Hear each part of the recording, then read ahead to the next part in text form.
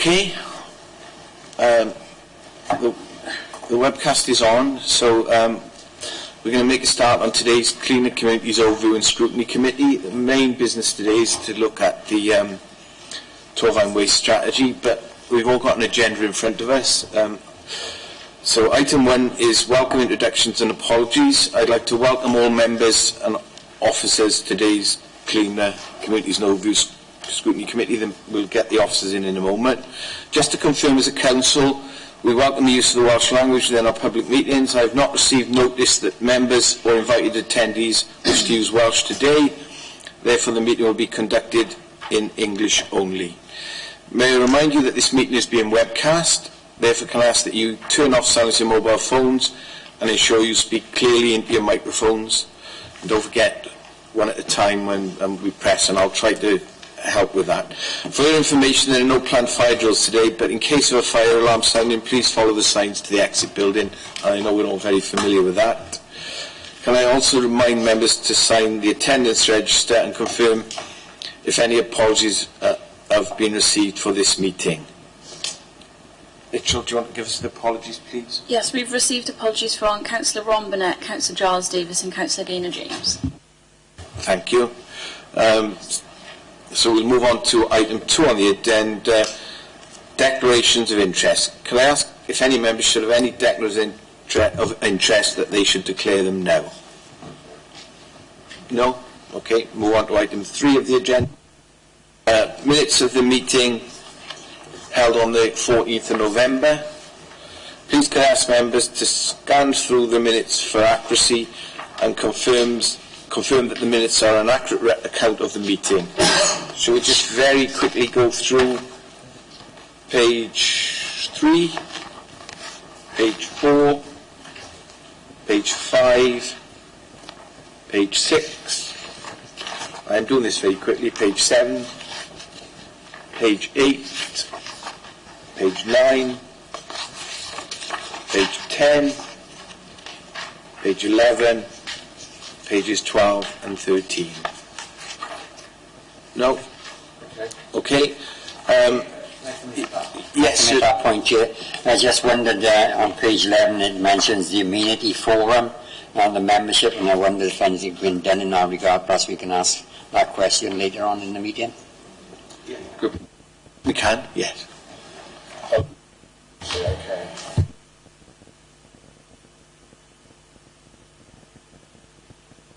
Action sheet, please could Rachel update members on any actions outstanding. Rachel? Thank you. There's a couple of updates on there for members to note from our last meeting. So it's just for noting, really. All happy with that, members? Okay, we'll move on. Councillor Bevan? On that point, these seem to be an update on and answers coming back to us that were points that were raised at the previous meeting. Can you just confirm that the 6 recommendations that were made still stand and that they've gone up to the executive and we're awaiting feedback on the original recommendations? Kath, do you want to come in, please? Yeah, the recommendations that were agreed in the meeting have gone out to the officers and the executive member, and we've had them back and responses have been received. I've sent them out to the committee week before last, I think. And I think Norma came back with some queries, didn't you, on that, Norma, and we went back to them about that. Yes, I did, and you got back to me. Yes, thank you. I wasn't clear whether when we were talking about Japanese knotweed, whether we were actually spraying it or injecting it, because that was one of the recommendations of Swansea. Because the 11%, is that an injection treatment or is it a spraying treatment? Yes, Kath. If you recall, after the meeting you contacted me the following day, and I clarified that with officers. They actually inject. They inject. Which is what? Yeah, so that really needs to be said on that statement as well, if we could. What statement, sorry? Where we said because there's some sort of that it would be useful that it says that as a statement. Well, we can add a No, comment. it just says 11%. Well, we can add a comment to the sheet, Rachel, just to clarify that. Yeah. Okay. Can I just say one other aspect to this, which somebody brought up to me, and it's not me redoing the scrutiny, is that there is a worry that we do it, but other public bodies in the area, we don't know what they do. I only ask that question simply because we might be the good guys in terms of Japanese, not we. Okay. Yeah. I don't so think can we look at a future date? we can look at it at a future date, Yeah. Stu, but I don't really want to revisit No, I appreciate that what scrutiny you're meeting saying there, today. but that is a worry. Okay, thank you. Alan? Sorry. Thank you, Chair. It just relates to the minutes, actually, in 6.3. At the end of the last meeting, we agreed not to invite the relevant executive member to the meeting, but then we have, and I just don't know, first of all, why we said no, and no why. What happened there was a recommendation from the Wales Audit Office that we should, if possible, invite the executive members. So I did let members know that we changed an opinion on that, and members didn't come back and object. So we invited the executive member just to make a short opening statement. Did you want to come in? Yeah, thank you, Chair. Just on the second point, on under actions taken, during the original Oversight and Scrutiny Committee meeting, we asked for additional information regarding the costs for taking this proactive or integrated approach, and the report now has highlighted the cost, over 54,000, additional cost above the glyphosate. Is it an assumption that this cost is deemed to be prohibitive, i.e. is that cost sufficiently high enough to warrant that the proactive action has now been ruled out, or is that being considered in light of the cost figure that we've now been provided with? I don't know the answer to that, Councillor Bevan, so I think it's something that we can take up outside the meeting and just get the officers to respond to you. Thank you. Other issues on this before we move on? Norma? Just the same one as my colleague, the first one. It's 89% on hard surfaces. Yeah. That's the amount of the glyphosate that's used, and we really need to take note of that. That's really a high percentage. That's incredibly high. Yeah, thank you. Noted, thank you. We'll move on now then to the main business of today, which is the Torfaen waste strategy. So can we invite the officers into the meeting, please? So we just have a pause for a moment while the officers settle in. I can look for another wire because this one doesn't work. Okay. In case you're wondering what I'm doing. Chair, can I just reiterate that my apologies, I have to leave for another meeting at 3:45. Yeah, thank you, Councillor Evans, that's noted.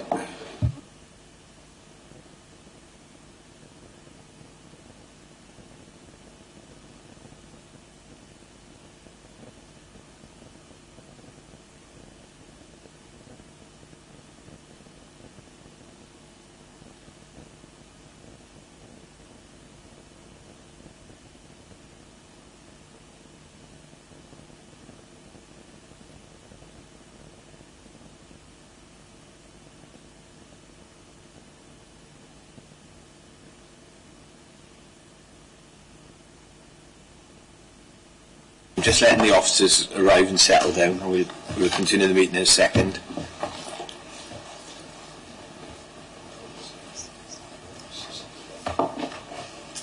Okay, we're on item 5 of the agenda, which is to consider the Torfaen waste strategy, which is the substantive item on our agenda today. I'd like to welcome the officers' invitees and people we've got here today. I know they're familiar to everyone, but as it's being webcast, I'll go through it as usual. We've got Rachel Jowett, who's the Chief Officer, Neighbourhood Planning and Protection, Public Protection, Cunnan Edwards, Group Leader, Strategic Waste and Operations, Nicola Peake, representatives from RAP, and Councillor Fiona Cross, who's the Executive Member for the Environment. Our committee are aware that this strategy is one of the most important pieces of work to take place within the waste team since the introduction of skinny bins. So firstly, can I ask the executive member, Fiona Cross, if she would like to say a few words to introduce the report, please? I haven't prepared anything. Okay. I think this is a really important document, and it is important to stress that it is a strategic document, so it may not have all the details as clearly as one might want in terms of scrutiny. But it does give us a clear direction and a clear vision, and I think it's fair as well. That's another key point to what we were trying to achieve with this document. We are ambitious, and we do hope to make sure that we can provide recycling opportunities for all members of society, remembering that one size doesn't fit all. So yeah, that's really the general idea of this particular document, and that I'm really pleased that we finally got to the stage. Okay. Thank the executive member for those opening remarks, very helpful. The committee met on Monday for a pre-meeting, so we've got a number of questions that we want to raise. We had a very lively discussion about this document on Monday, so without further ado, I'll kick off. We tended to list our questions under the objectives in the report, so we're going to start off with stuff around engagement first, and I'll invite Councillor Thomas to ask the first question, please. Thank you, Chair. What do you intend to do differently to engage with residents to encourage more recycling, and when will the engagement and community strategy be completed?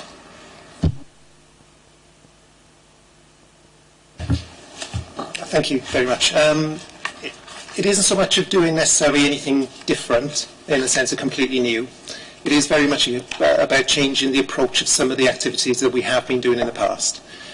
So, for example, on the engagement first side, we have done a lot of communication to promote our recycling services, whether it's through leaflets, roadshows, events, social media. So a lot of those activities will still continue. Part of the difference really is linked to some of our behaviour change initiatives, which is going to be about targeting some of the messaging. So whereas general leafleting, mail drops and stuff don't seem to work for everybody, it's a case of trying to understand how we tailor that message within specific communities. So some of the bits that we're looking to more, I know it crosses over in some of the other activities as well, is things like working with community groups and getting much more of a local message. So that's areas that we're looking to develop more into and to expand our services. It's something we're already working with RAP and Welsh Government in doing some of the behaviour change initiatives, and it's what I would expect to see sort of developing further over the next 7 years. Also, to complement what Colin has said in terms of the strategy, you'll also see in terms of the engagement first area, we are also recognising that we need to do a lot more with business and commercial waste, and that includes also our schools in terms of the waste they generate.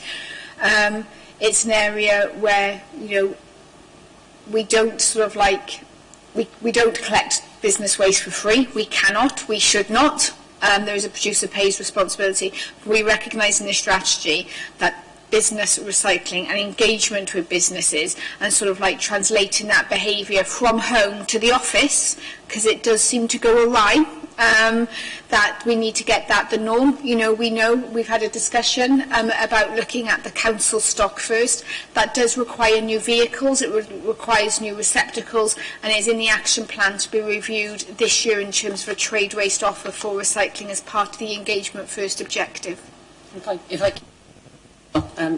So to stress the fact that I'm really keen that we get our own house in order in that sense, is to make sure that we are able to offer as many opportunities. There are challenges depending on which building it is, but as many opportunities as possible to our own buildings and our own facilities. But it also is down to certain organisations within the council making sure that they seek out these opportunities too through our own facilities, through our own provision.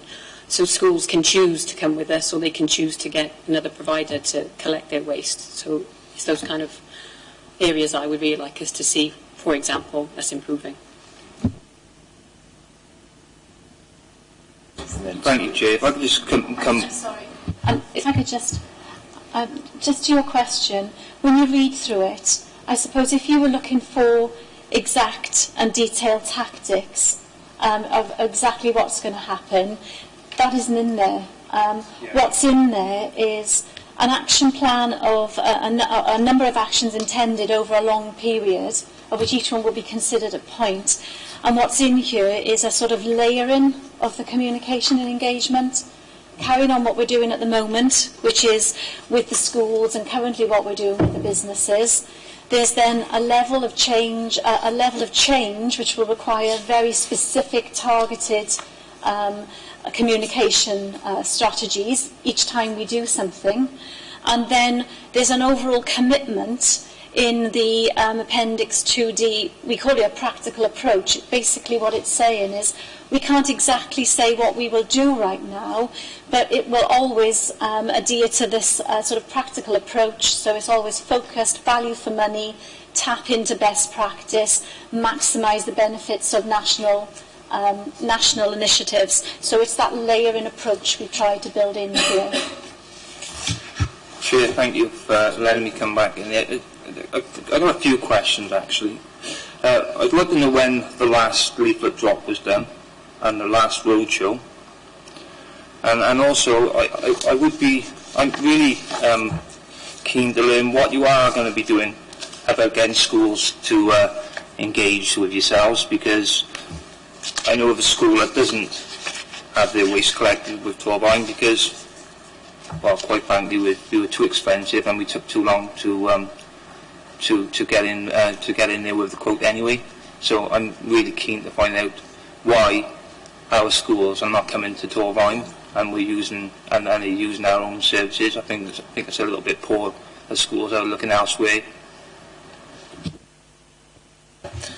Councillor Thomas has actually moved into our next two questions. How do you intend to promote this strategy to the public? No, it's fine. I got excited, I did. Will schools be included in the review for trade waste services to encourage greater buy-in? So we've jumped straight into those questions. So please try and answer Councillor Thomas's specifics, but we'll also cover those off as well. Just put Councillor Evans in because he may be on the same tack. Thank you, Chair. I just wanted clarification. You mentioned about the community group involvement. Can you give some examples of the community groups you're referring to?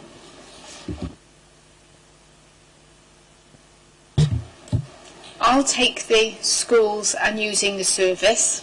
I leave the practical details of the operational delivery to Cynnan. As Councillor Cross has said, schools do not have to use us.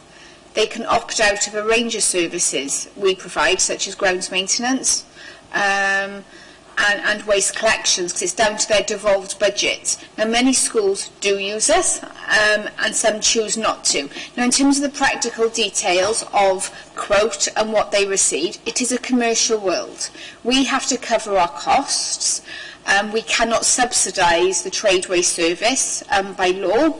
It has to recover the costs. Some of our costs will be higher than the private sector because we will pay the living wage, we will have higher pension contributions for our staff, for example. So sometimes our cost base is higher than the private sector. Our vehicle costs will be the same and our disposal costs will be on a par as well. So when we do a trade waste quote, we will take the cost of running the service and the schools will then compete with us, and we are competing. It's quite an active market in Torvine. You know, there's Biffa, there's Thomas's, there's CETA. There's a whole load of providers who will go and collect waste and look to do it cheaper if they can. Now, we are looking, as I said, it's in the action plan to do a review this year. We're then looking at sort of like rolling out a system from sort of like 2020. This will require new vehicles. So this needs to be done really, really carefully because a household vehicle is not suitable for trade waste, particularly for trade recycling. Trade recycling has a very different nature of composition. So it's a lot more cardboard. There tends to be a lot more big plastic packaging. We don't have, that currently goes in residual waste at the moment. We wouldn't want that to go in there. We'd need to look at different markets for that at the moment. They don't have as much glass unless we're servicing pubs. at which then the class quantity will be much greater. So the modelling of a trade waste service is very, very different to the modelling of a household service, and that's what we'll be looking to do, and to bring in sort of like, that holistic offer of which schools will form a part. We will always encourage them. We'll work with education and the cabinet member to go to head teachers forums to promote the service. At the end of the day, we cannot force them to come to us. And on the operational stuff, I'll hand over to Cynnan. Wait 1 second. Sorry, Jim. Just, I'd like to ask a question on what you were saying. You cannot force schools to come with you. You shouldn't want to force schools to come with you for the first instance, but there should definitely be deals done.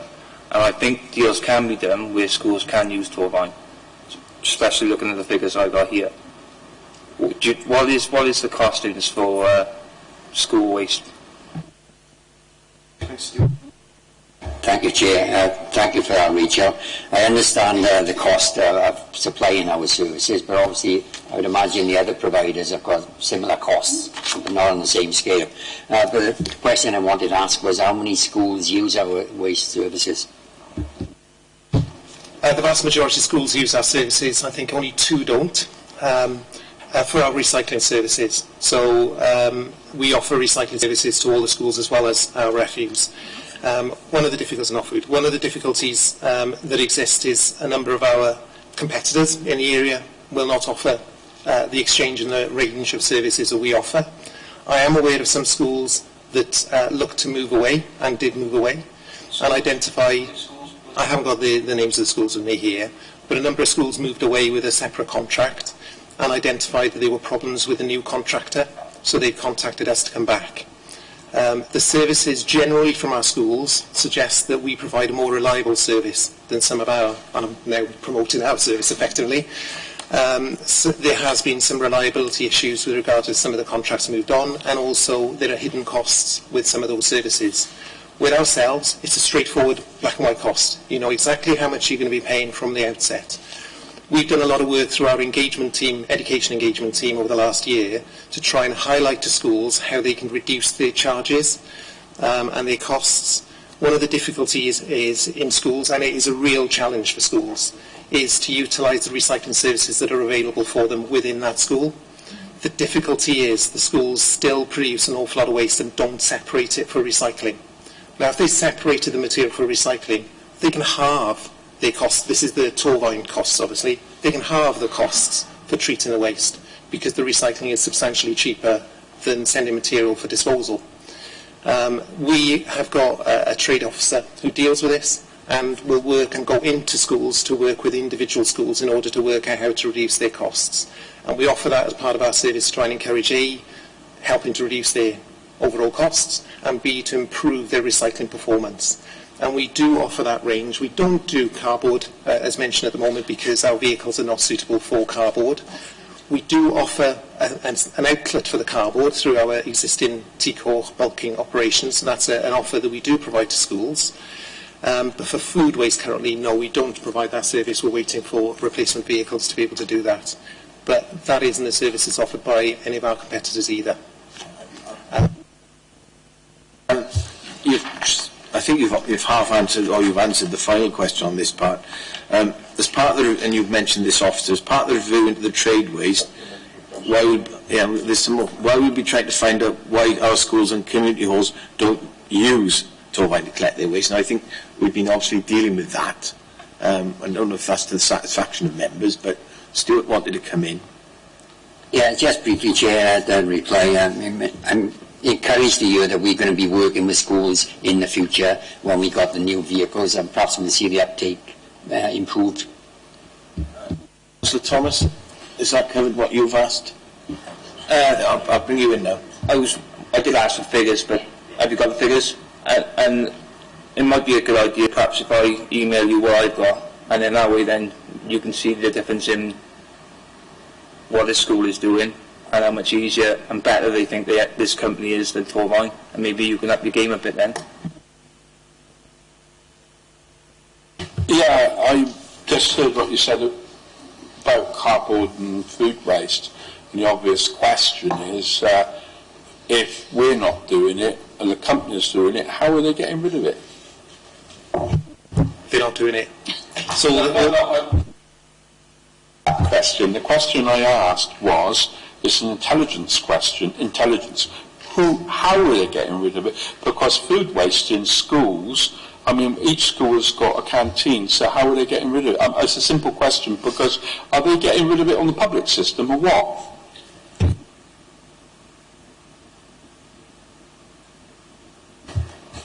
Yeah, thank you, Chair.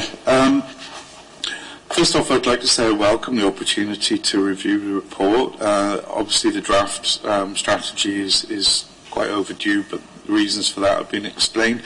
But I think it's a good report, and there's a lot of benefits in there, so I want to get that out of the way before I start raising any criticisms, because I broadly welcome the report.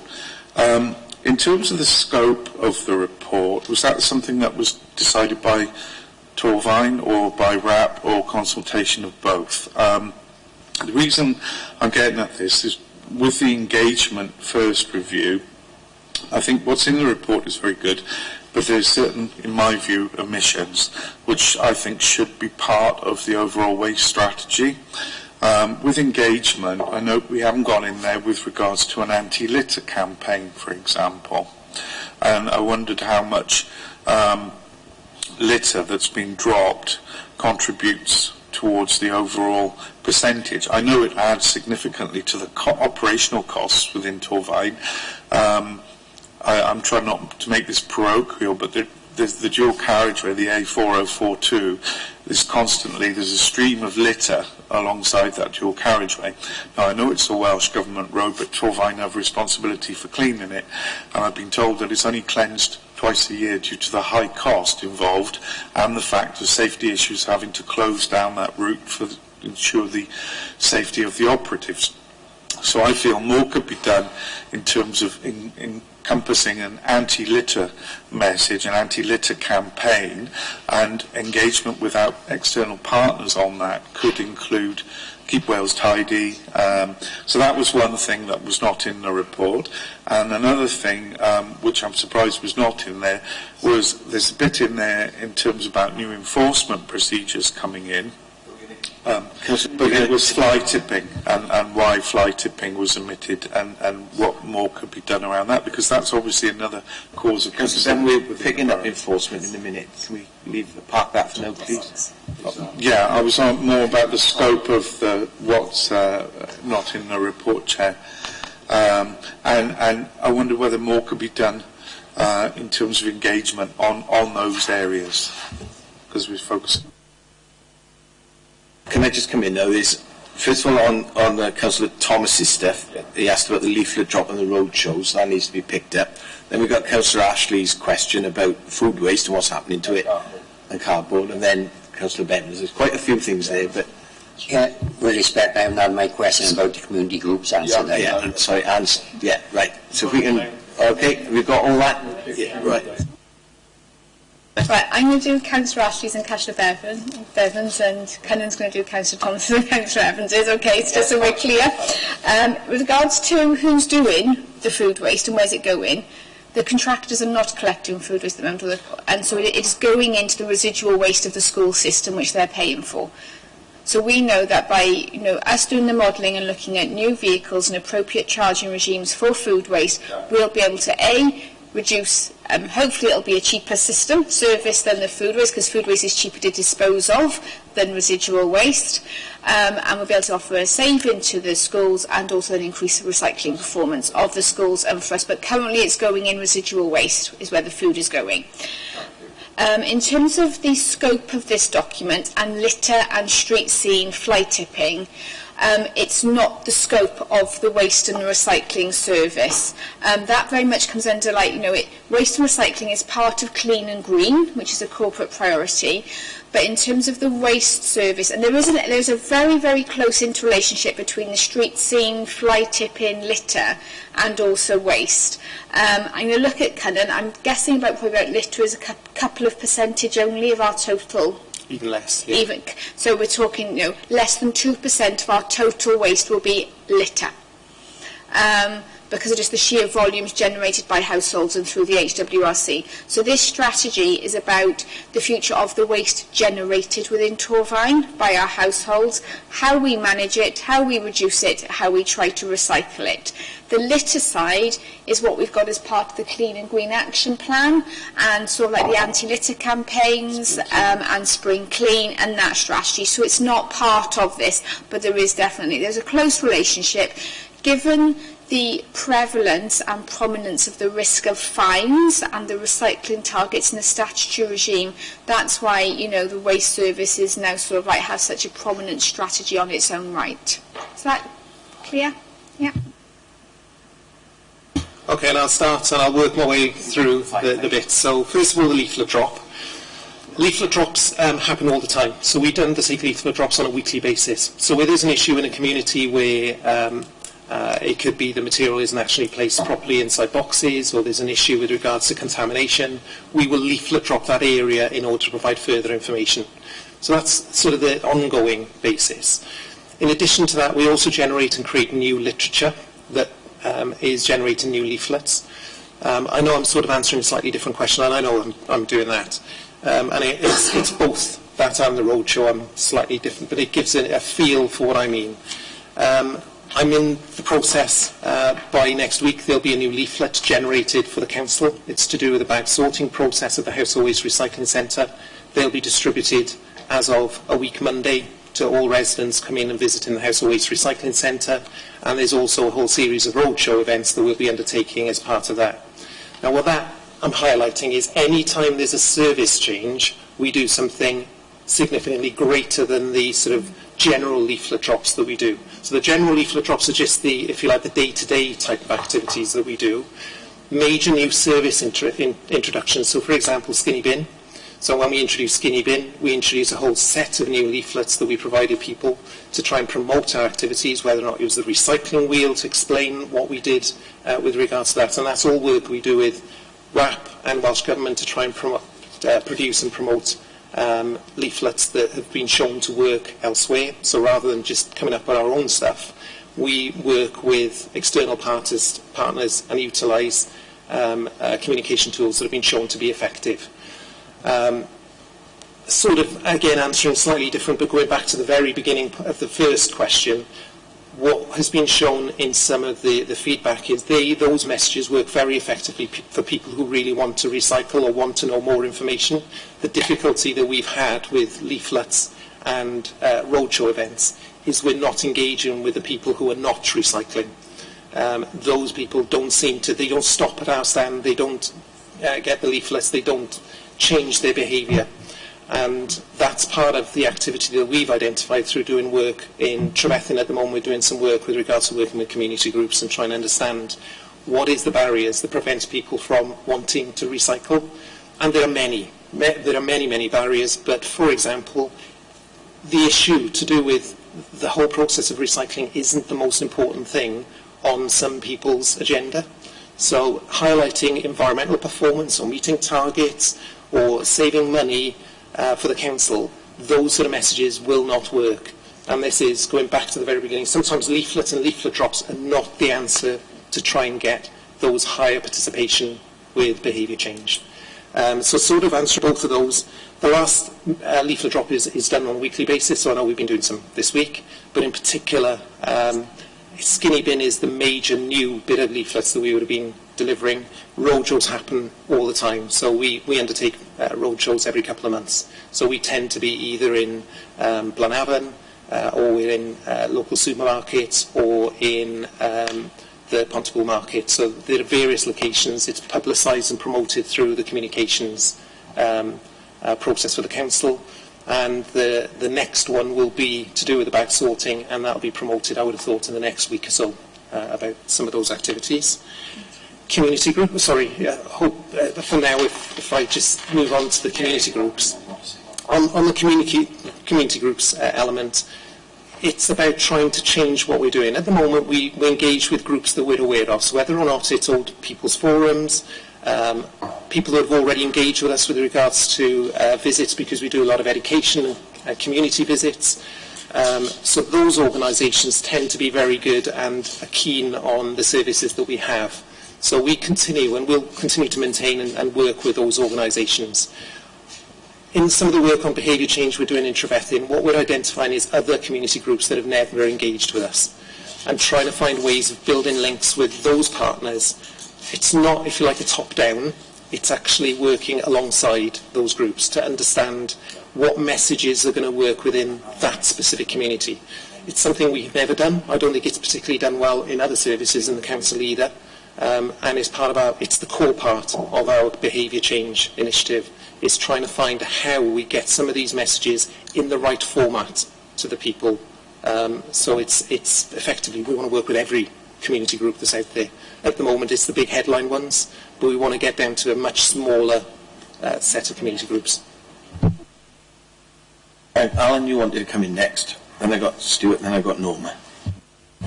Thank you, Chair. I'm just a little worried in terms of communicating the strategy to the public, the people of Torfaen, when we've got yet again another vision. And having read the strategy, I think perhaps we should dispense with the vision and go back to actually the clean and green vision, which is in the Council's corporate plan, which says simply, clean and greener communities, a sustainable local environment that residents can be proud of.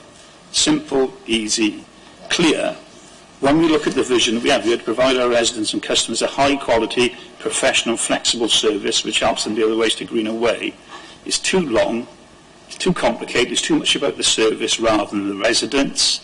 I would also contend that the strategy, having read it quite thoroughly, delivers more on the Council's corporate plan vision than it does on that vision by there. So I think perhaps we should maybe consider that and move it back to make it simpler. Yeah, we'll definitely consider that. Okay, thank you. I wasn't going to comment on that because he's done it well, but basically if you're recycling, as you just say, we pick up your recycling weekly, etc., etc. But no, I agree, it shouldn't be about a corporate thing you're going to do, be honest, but I wasn't going to comment on that at all. The bit I was going to comment on was community groups, because you're damned if you do and you're damned if you don't on that one. And bearing in mind that we as councillors give out money to people, it's actually quite difficult to find all your community groups. Now, if you look on the TVA register, Torfaen Voluntary Alliance register for Pontnewid, you'll find 3 groups. And if you look on the Cumbrian Community Council one, you won't find many more. We know, I'm not Norma's smiling because I know we give money away to about, I've got 40. So how we share that information, because we've got the General Data Act, is how you get that information over. I'm quite happy to do it if they're happy to do it, because I know there's a hell of a number of groups around the place. I mean, you look at the complexes, at sports societies, etc. So that is a problem for you, and I think every member in this room's probably got. It's one time we were allowed to mention wards, didn't it, Chair? But there's a lot of groups out there, there's a lot of informal groups out there. I think it's something that we maybe need to work on. Community Council's a good one, and as I said, TVA maybe needs to work on that one. I've had that conversation with them before, but I just said, your problem about how to get through to those groups, and there's obviously informal groups there, maybe. Going back years when I used to work for Avon Friends of the Earth, they had a really useful little scheme going there where they had a street warden scheme. Now we've got the embryonic bit of that with Ron and the litter pickers, going back to litter again. Maybe there's something in that old idea. I only suggest that. We'll pick that up later, Stuart. Norma's been very patient, so I'm going to... Yeah. I do agree with what my colleague said about community groups. I think your hardest job is finding the people who don't belong to the community groups and don't recycle. You know, identifying them. The only way you can identify those is by your operatives. You know, and I think that's the hardest group, you know, to find. But community halls, they are grouped with trades, which I find that I can't understand why you do that. Because community halls don't generate much waste, no more than a household would. The halls I'm thinking of, you know, but ones I know personally, and they are struggling to keep the halls going and for them to pay for this service. I think we're cutting off our nose to spite our face, really, in a way, if you know what I mean. I want to move this on, so I'm going to...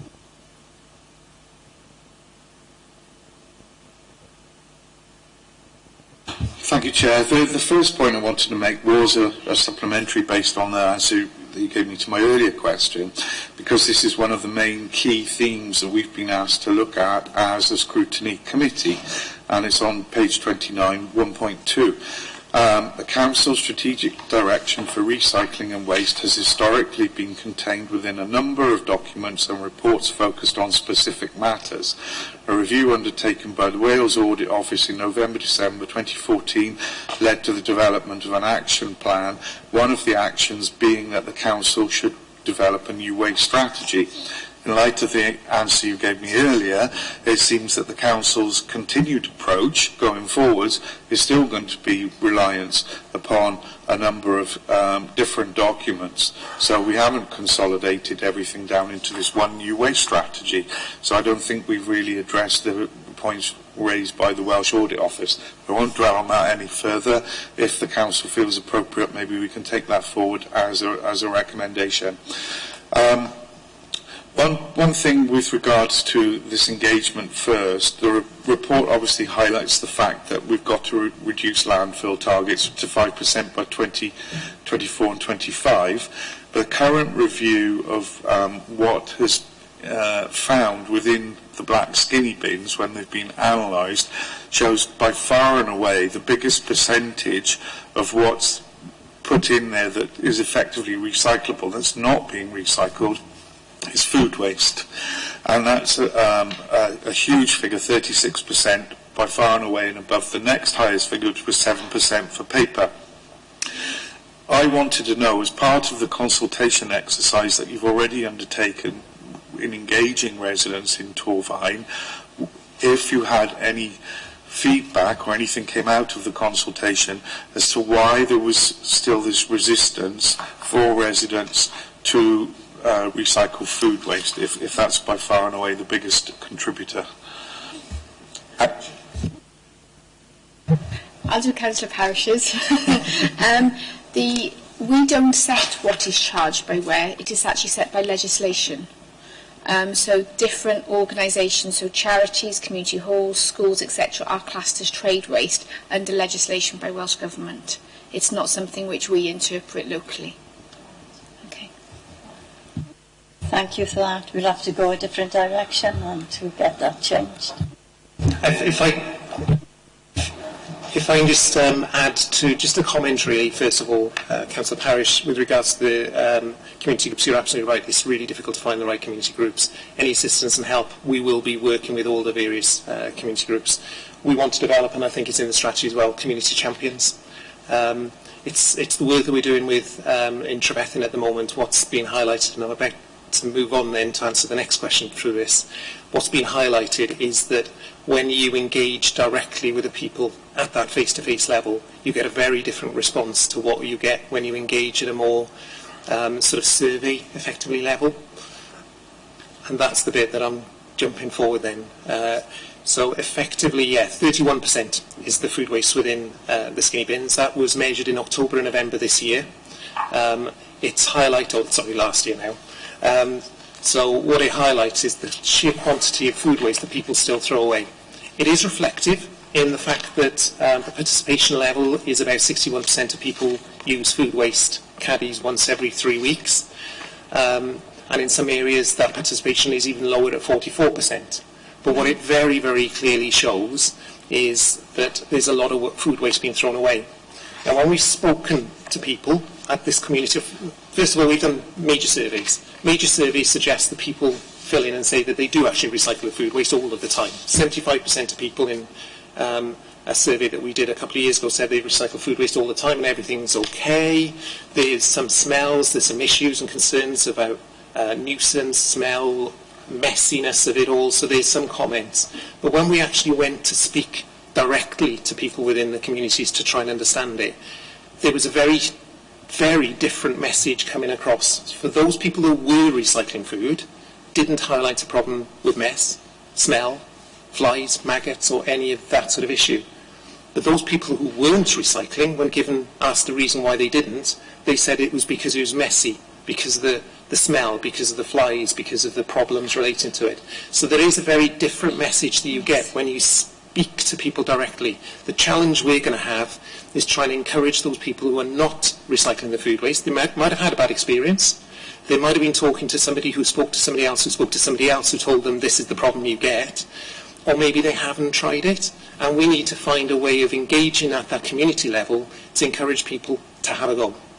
It's a different message to what we're used to doing, which is saying recycle your food waste. You know, it's so easy, it's great, it's fantastic. It is very much, and that's why that community level is so key in this strategy, and a change in our approach away from just the top-down sort of, the bland type of message. So yeah, the food waste is, thank you for sort of pointing that out, is in the minimisation waste section, and it's a huge, issue. Whilst, we're meeting targets at the moment, given the changes we're putting in place, we'll hopefully meet the target for 64 now next year, but the target of 70% requires us to get people to take part. The vast majority of people taking part, and that food waste is the best opportunity that we have of getting people to change their behaviour. Before I bring you into it, did your question get answered about this broader, all the different documents getting pulled into it? Is that something Rachel can deal with? I think in terms of when we look at the Wales Audit Office recommendation, they came in and reviewed the waste strategy, so the waste service, and they'd recognised that there wasn't a holistic strategy with a comprehensive action plan for the waste and recycling service, and there had been a series of cabinet reports, absolutely evidence, business case, which led to changes, but not in an overarching framework. Now, we were hoping that this strategy with the action plan, the communication package, did bring it all together as part of a comprehensive suite of documents, to give us a 7-year plan of prioritisation and further work, and also satisfy a Wales Audit Office requirement. If scrutiny think this doesn't meet Wales Audit Office's requirements, and obviously we'd like to appreciate that, but we actually we think it does meet the requirement for bringing everything together in line with our definition of the waste and recycling service, accepting that things like fly tipping and street scene elements sit outside of that. And just to add to that, when the Welsh Audit Office did undertake the review, they didn't cover those areas as part of the review because it wasn't part of the waste service. So it wasn't something that they, within their scope, when they commented upon, included as part of their activities. As Rachel says, from the committee's point of view, obviously it's a different, trying to highlight some of the issues that you're identifying. But from the Welsh Audit Office activities that were done in 2014-15, they didn't cover that as part of their scope. Yeah, I think to be fair, Chair, back in 2014 or 15, when this committee reviewed that, we asked about street scene and fly tip and the other elements, and the answer given then was that they wanted to develop this strategy first before they even considered that. So I think, in all fairness, they've done what they've been asked for or required at the time. Didn't know because he's been patient. What I was trying to highlight, when you go to people's homes, when you go to groups, there's a lot of quite vulnerable people over, and what we did in scrutiny the other day, we looked at elderly people's forum, people with mental health issues. Now, you pick all that stuff up. Every time you bang on the door, somebody out there, it's all about fly tipping even. People need to get rid of what they talk about stuff. And a lot of that is about the tensions you've got in society. Now, I reckon part of the problem when people tip it in the bin, they can't be bothered with it. So you've got to put them into an environment. Now, what we're talking about is you're taking out social ills there. So I think part of engaging with groups and individuals. Now, community council and places like that, we're looking at place planning and stuff like that. There's a whole area which I'm sure you're very well aware of. You're engaging in there. So I think how things like the Elderly Forum, which we've mitigated on and stuff like that the other day, there's a whole opportunity for you guys to come in there. And you're picking up the social problems with the recycling, and I think you're nodding, I'm pretty certain you know this one anyway, because we see it all the time. And it just seems to me it's an opportunity. We've got groups around, like North, or like the other ones you're engaging with in Prevethyn, where you're really picking something else up. It's not recycling, but it's part of the problem. Just one little bit, sorry. We've done in the last year a lot of work with mother and toddler groups that we haven't engaged with before. Mother and toddler groups we found to be extremely effective at changing where we've gone back to the people.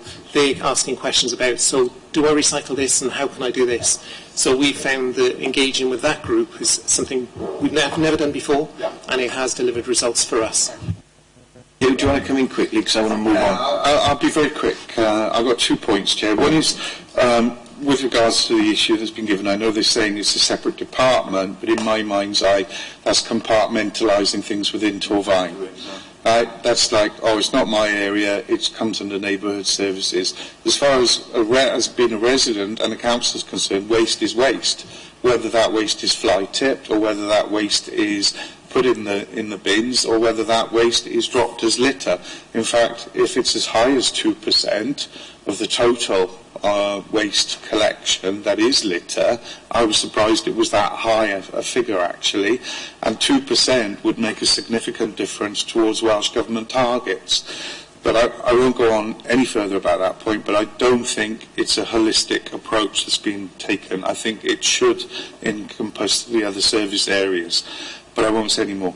There's the other point I wanted to get to the bottom of, with regards to targets, is we've got to move towards 5% going to landfill by 2024, 25. I want to know what the current figures were for going to landfill, and if we can achieve this re-education of people to encourage them to recycle their food waste, how much of that, if we're successful in our efforts there, will that contribute towards the overall figure? Take the answer to that, and then we're going to move on to recycling for everyone. Try being quick on it. With regards to landfill, it's about 1.5% that we landfill at the moment. It's very, very small because our contract for the stuff that's in the percolated bins, it goes to energy from waste, so it's actually burnt. It's incinerated in a facility in Cardiff. So the only time material is landfilled now from Torfaen is when either they have a shutdown, so there's material that's diverted from their facility, or it's rejects from other parts of the process further down the line. So, for example, if there's some material that comes out of other parts of the process that food waste or green waste that has some rejected material, some of that material could end up being landfilled. So it's very small amounts being landfilled. Yet targeting food waste, removing the food waste is the bit that we need to do to try and get that up towards 70 from 64%. It's going to make a big difference. So just for clarification, we're already exceeded the Welsh Government targets for 24-25 because we're only sending 1.5% and the target for 24-25 is 5%. So currently we're already way below that. Yes, with regards to the landfill element of it, yes we are. But the target for Welsh Government, they have fines which are linked to the recycling performance of a local authority. So these are the statutory recycling targets, and that's where we have to achieve 70% in order to recycle. There's a number of targets in the tables on there. And with regards to the landfilling side, yes, that's already been met, and we have done that now for a number of years. The challenge for us is to get the recycling up to 70%. So that's the bit. I suppose the strategy now is looking at the previous targets that we were doing, which is moving away from landfill and having our treatment contract. That was all done a couple of years ago. So now it's trying to make sure we get up to 70. We're going to move on now to Objective 2, recycling for everyone. I'm going to ask Norma to ask the first question, because you're particularly interested in the issue on flats, Norma. Thank you, Chairman. What plans are in place to make recycling for everyone as easy an option for all residents as well as those living in flats in the borough?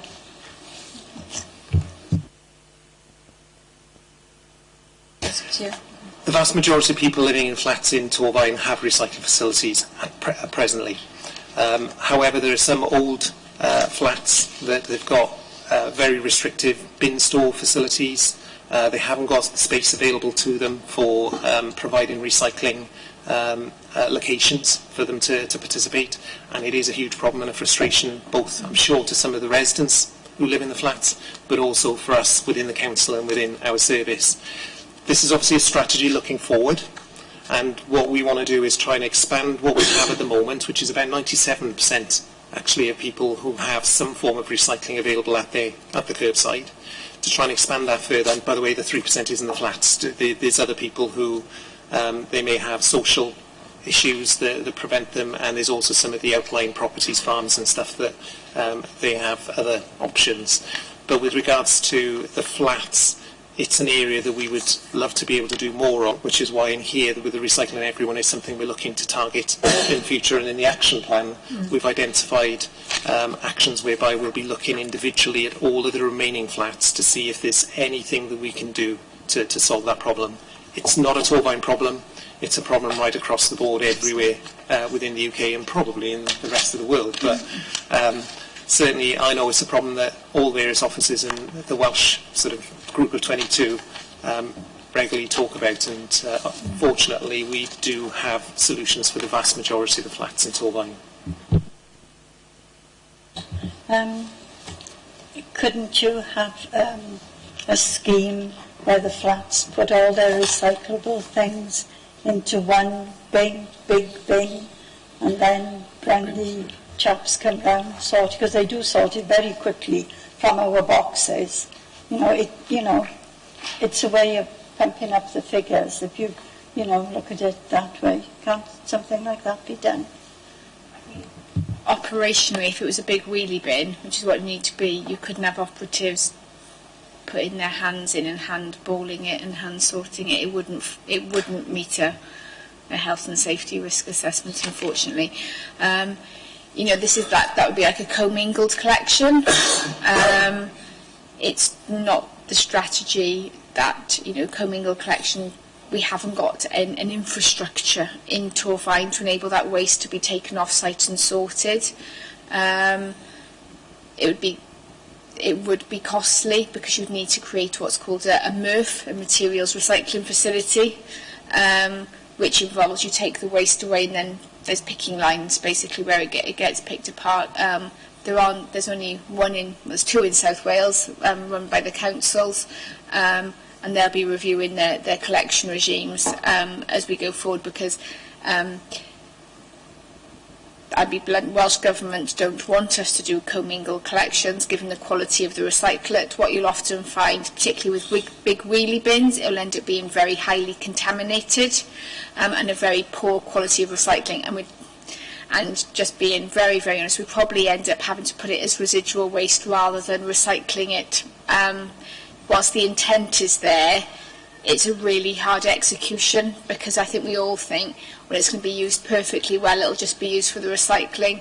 Just experience of where you do even try and put recyclable containers in our flat or communal areas, they are some of our most hardest to manage and to keep them clean and to keep them used for their intended purposes. And this isn't just a problem unique to Torfaen. I think Cynan has said that it's a national. I'd probably let Nicola speak, because she'll have seen quite a few examples of this from her work across the other.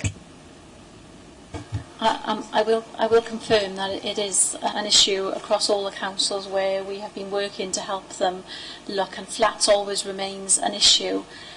There are various types of containers and approaches to flats, but it's really that sort of engagement and behaviour first that we have to address, particularly because larger receptacles, if a residual bin is full, then for ease, then that waste gets to put into the recycling receptacle, and then the whole lot is contaminated. So the idea is to try and look to see how we can maximise and get recycling for everyone, and that we've said some of them might not be the standard service, and it's that last couple of percent which the officers are really sort of keen to look at best practice all over the UK to see how we can do that. I've got three councillors wanting to come in, but just say I do agree with you. Our curbside collection is one of the best. I mean, commingled, yes, I agree with you. because I did go to one of the sites in London a few years ago and saw the commingled thing. It was really disgusting. I agree with you with that. But if we've got to up our numbers, you know, then we've got to look at all ways to do that. I'm going to bring the councillors in a minute, but we've strayed into the next question. So I'm going to ask this just to get this one off the table, and then I've got 3 waiting to come in. Now, the next question is a long one. Are you aware of any industry developments or best practice that has been identified on recycling containers, which we've just been chatting about, via any groups you may attend, or will the review be carried out from scratch? So I thought, as we've been talking about containers and different things, we'll deal with that now, and then I've got a list of councillors who want to ask supplementaries. Well, on the containers continue to develop all the time. The containers that we do have, which are the boxes and bags and caddies for food, are very much designed alongside the current industry standards for the recycling vehicles that you use to collect them. So the two go hand in hand, which is why in the action plan it mentions a review of the fleet when it comes up to renewal, to make sure you keep at the sort of leading edge of that. And then in terms of the receptacles, there are new developments all the time in what is considered the easiest way to separate the materials for the householder, and the most economical and easiest way for you to collect them as a council. But those go hand in hand, you know, the person collecting, the receptacle, and the vehicle. So we're looking at those, and it's very much a key element in here. But we don't need to reinvent anything. They're coming out all the time. Look, a number of the councils in South Wales at the moment have introduced, they now use a Hessian bag for their cardboard. That keeps it dry. It encourages householders to fold them up into the bag to keep it dry. It also then means you can get more on the vehicle, and it's easier to get into the vehicle collection space. So it's all these little steps that are happening all the time, which I think the team have sort of put into the action plan to make sure they don't miss those new developments. Okay, I've got 3 councillors waiting. In a minute, we're going to talk about the household weight centre and the black bag issue, so that's coming, so don't jump in with that yet. But thank you, Chair. Coming in regard to the number of flats that are not having a provision, I don't expect you to give us the information now, but could you provide us information about the number of flats that are not receiving this collection? Because people in my area talk to me, and they would willingly take part in recycling, and they feel sometimes that they're left out of the system, really. And of course it's a bonus for us if they are included, obviously. So if you could provide that. And the second part was, are we working with RSLs to try to overcome this going forward?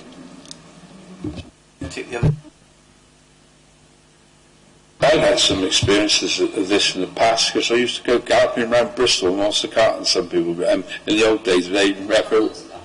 Yeah, you probably have, yeah, but the point was, in those days it was very simple, because you just did glass and newspaper.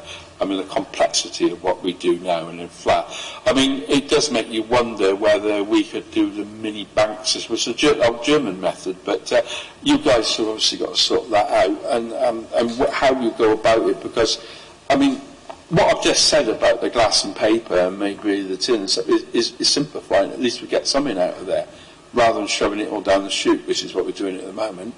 And that's my question, and that one is what we can get out of it. It puts your rates up. And whether you've got, the whole point about what we did in Bristol years ago was the willing and the unwilling. If you've got willing, can we get them out? Simple as that. Yeah, thank you, Chair. I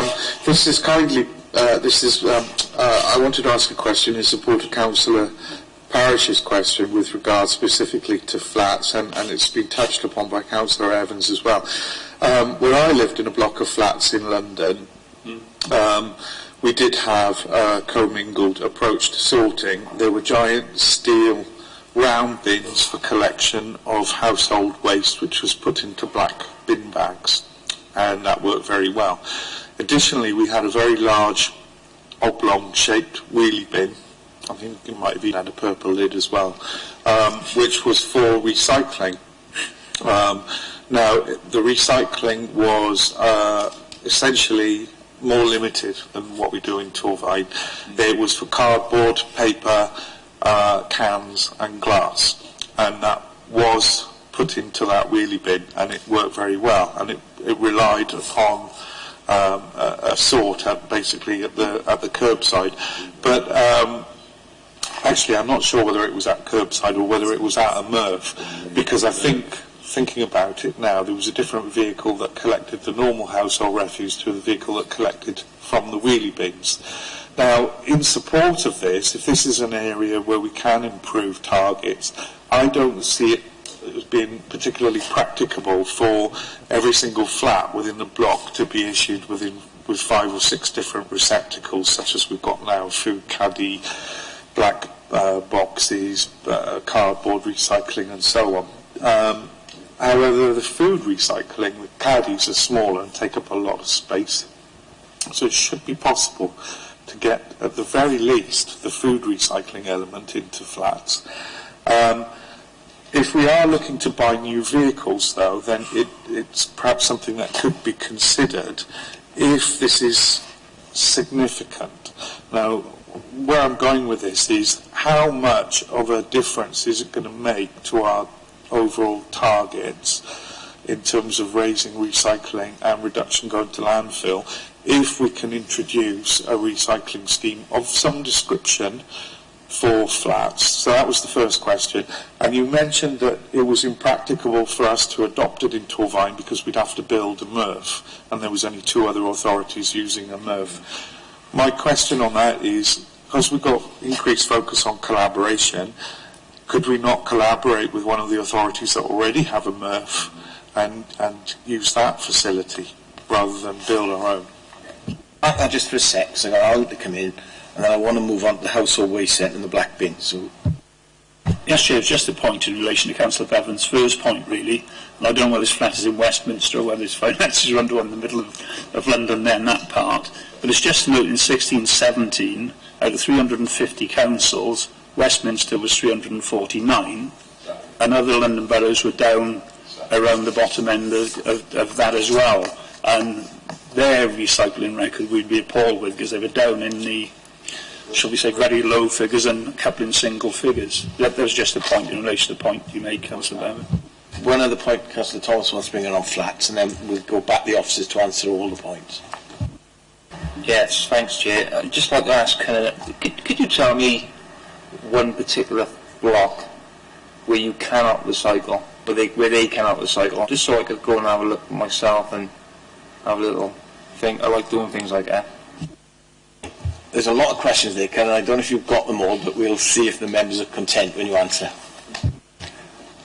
First of all, the 2, I can pass on the information about a block. I can have a conversation and discuss whether or not you want to have a specific block in your area or elsewhere. I can provide that information. I've got it here right now. Just tell me one block that will do that does not recycle, so I can go and have a look at it. Yeah, okay. And the same then with regards to the number of flats. I can provide the number of flats. At a later point, I'll pass it back to sort of the committee at some point. Yes, we do work with the RSLs. It's a core part of what we do with regards to the flats. It's effectively through consultation and discussion with the RSLs as we come to the end of the process of being able to provide recycling services. Quite often it's the RSLs that tell us they cannot provide a recycling service within the flats themselves, and that's down to the safety with regards to the storage. So we look and we try and work with the RSL, and sometimes the exact point that was being made then, which is we don't provide the full service, we only provide a limited service. So it could be just the black box, it could be just the cardboard. I don't think we've ever provided just the food, but it is looking at the space that's available to do that. With regards to individuals who may wish to recycle within blocks of flats, we've done that as well.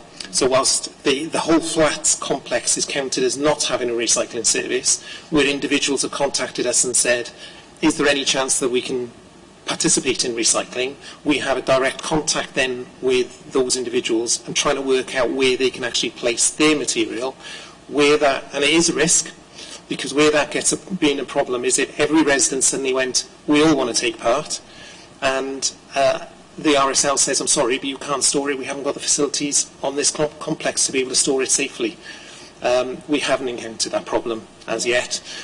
So what we try and do is we try and support the people who want to take part in the recycling, but everybody is classified as not being part of the recycling. So in the figures, they'll be identified as not recycled, but there are some individuals within those blocks of flat that contribute voluntarily, effectively, and we try and support that. Commingled, yeah, there's a big problem with commingled from flats. Certainly the approach you're mentioning with glass, that wouldn't be accepted anymore, because glass contaminates all the remainder material, and effectively it's very likely all of that would have been landfilled or burnt back in those days, because nobody wants paper or cardboard that has got any shards of glass in it. But what the general point you're making is absolutely right, and when we're looking at recycling for everyone, there is an opportunity, if we had the right vehicles, which we don't at present, but that's why this strategy is about looking further afield and looking at what we need to have in place, to introduce slightly different versions. So it's like a mini commingled. In my mind, I have a vision of something similar to maybe Monmouthshire, whereby there's a sort of a two-bag system, and find a way of doing it within Eurobins. But the difficulty with doing that, you still have to have the space available within the banks. And I think in reality, the numbers that I'll give you, I think there'll be a chunk of people or flats that will be able to offer that as a service, but we'll still end up with, there are still some more. So whether it's the high-rise flats, for example, where some of those solutions are still not going to work, but I agree with you that that's the area we're looking at when we're writing this and thinking of introducing different systems. It's not just doing the same as we're doing at the moment, it's about doing something slightly different. I think I've covered everybody. I'm sorry if I've missed somebody. Okay. I'll ask the next question. It's question 3 under objective 2, please. Chair, thank you. Have local authorities introduced black bag sorting at their household waste recycling centres? And if so, are you aware of the issues that they've faced and how they've overcome them? And we'll also ask this next question as well. Perhaps I need to do it. Number 4, please, Stuart. Okay. How will the bag sorting work? Will the staff operate in the bags, or the residents be asked to open them? Okay. Yeah. So the first question was, have other authorities carried this out? Yes. I think it's 11 different authorities that have actually in Wales taken this forward. I visited one of them, and obviously I've had information on others as well. When I went, I said this at Cabinet, I think, when we put the actual item forward, is that I was really impressed. You go with a perception of what it's going to look like and how it's going to work, but when you go there, you realise that actually the staff were really friendly. They weren't negative or aggressive. In fact, residents were saying that they were really impressed with how the system worked, and that they've learned that they can recycle more, and that they valued that. Now, obviously, I didn't interview every member of that particular council that was using the service, but for those that I saw, it was impressively organised, and gave me reassurance that we could make it work here. Adding to that, then, I've been to a number of other facilities as well, had the same experience. I have to be honest that, when we first think about these things, you do have, and I understand where everybody concerned will have, without that experience, will be thinking, how is this going to work? What's the realities of the approach? And every authority that I've been to look at it, they started at that exact point and fear and concern. The sorting process, and it is a sorting process, and it is sorted by the residents themselves. It's not sorted by staff on the sites. It's their waste. They are responsible for the waste that they bring in. They know what's inside each of the bags. The quantity of waste is huge, and the amount of impact, it's about 3% on our recycling target that we lose, because all of those black bags go unchallenged at the moment into the residual skip. So there's a big opportunity. We recycle about 75% of the household waste recycling centre at the moment, around about that sort of figure, 75 to 80. Where this has been rolled out, it's above 90. So there's a big change in the performance of the site. The approach is residents, when they bring the waste in, generally at other locations, comply. There will be a group of people that aren't happy. Can I just ask? I'm going to turn up at the recycling centre after we bring this in, and I'll have a sealed black bag. Can you just explain to me what will happen when I pull the bag out of my boot to my car, please? Sorry. Certainly. Thank you very much. Welcome. Hello, sir. What have you got inside your bag? Have you got any recycling material? I can hear it jangling. Since such and such date, we've introduced a scheme where you're required to sort through your waste and remove any recyclable material. The waste skip here is only for non-recyclable waste only. If you can, please, can you sort through the waste? Now, obviously, you could respond in a whole host of different ways. You may say that you've got a problem because there are other materials in there that you don't want anybody to see. You might have material in there that could be offensive or have a problem. You could have a whole host of reasons. Now, in that process, it would either be a case of you still need to sort through it, or you can take the bag away and you can sort it at home.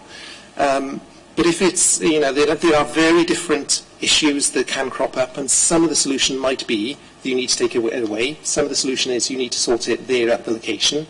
And the third option, especially at the beginning part of the process, there could be a scenario where, okay, I understand you've got some sensitive material in here, that's no problem. You can put that to one side on this occasion, that's fine. But when you visit next time, please can you ensure that you sort and remove your recycling, because you will be expected to sort through your material. That's part of the communication that we'll be doing from the 4th of February. So with regards to the sorting it through, effectively there'll be a series of tables with recycling boxes and containers, and as you open the material there'll be gloves and hand wipes and all that available, and you will just remove the items which are clearly recyclable. This is what happens in 11 other local authorities today around Wales. And one of the contractor that manages our Household Waste Recycling Centre, FCC, has already rolled this out in Vale of Glamorgan and haven't experienced any problems with regards to that rollout. But I'm feeling reassured that you said there'll be some sort of arrangement for me to sort. That's an excellent news. Hang on, Stuart. Cut in the other day now, so we might as well deal with that. No, I'm not jumping in. Are you going to deal with that, you, Stuart? No. I want to bring this up. I want to bring up another one. Well, let me finish that first. Yeah, Hang on. So there was a recommendation, I believe, that came out of cross-cutting that how are we going to deal with people with sensitive items? So we might as well deal with that. This so as well. Yeah. So you come in as well now, Stuart, and then back to Cunningham. I will use the word crap in this conversation because the other, I only really use it because the other one is gardeners, and allotment gardeners have a terrible problem with stuff they get off allotments and gardens, and they tend to pile everything into old fertiliser sacks and bring it up there. We are guilty of it, and I say we are, I've probably been guilty in the past, piling everything out of a garden, especially in the spring this time of year, putting it in the bag. It can be anything you get in the garden, from stones to, and they take it up the transfer station. It goes in that bin.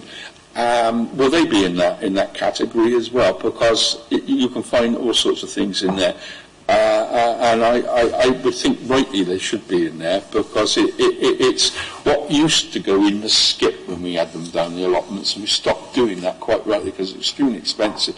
But that is what goes in the little trailers that people in the back of cars. I think all gardeners are guilty of that one. It can be anything from baling twine through to stones to whatever. It'd be interesting to see if we make them do that. Now I got Hugh and Stuart. Do you want to come in on this point, or do they do? Yeah, I do, Chair. Right, Hugh next, and then Stuart, and then back to Cunningham. Yeah, thank you, Chair. I've got a couple of questions on this, really.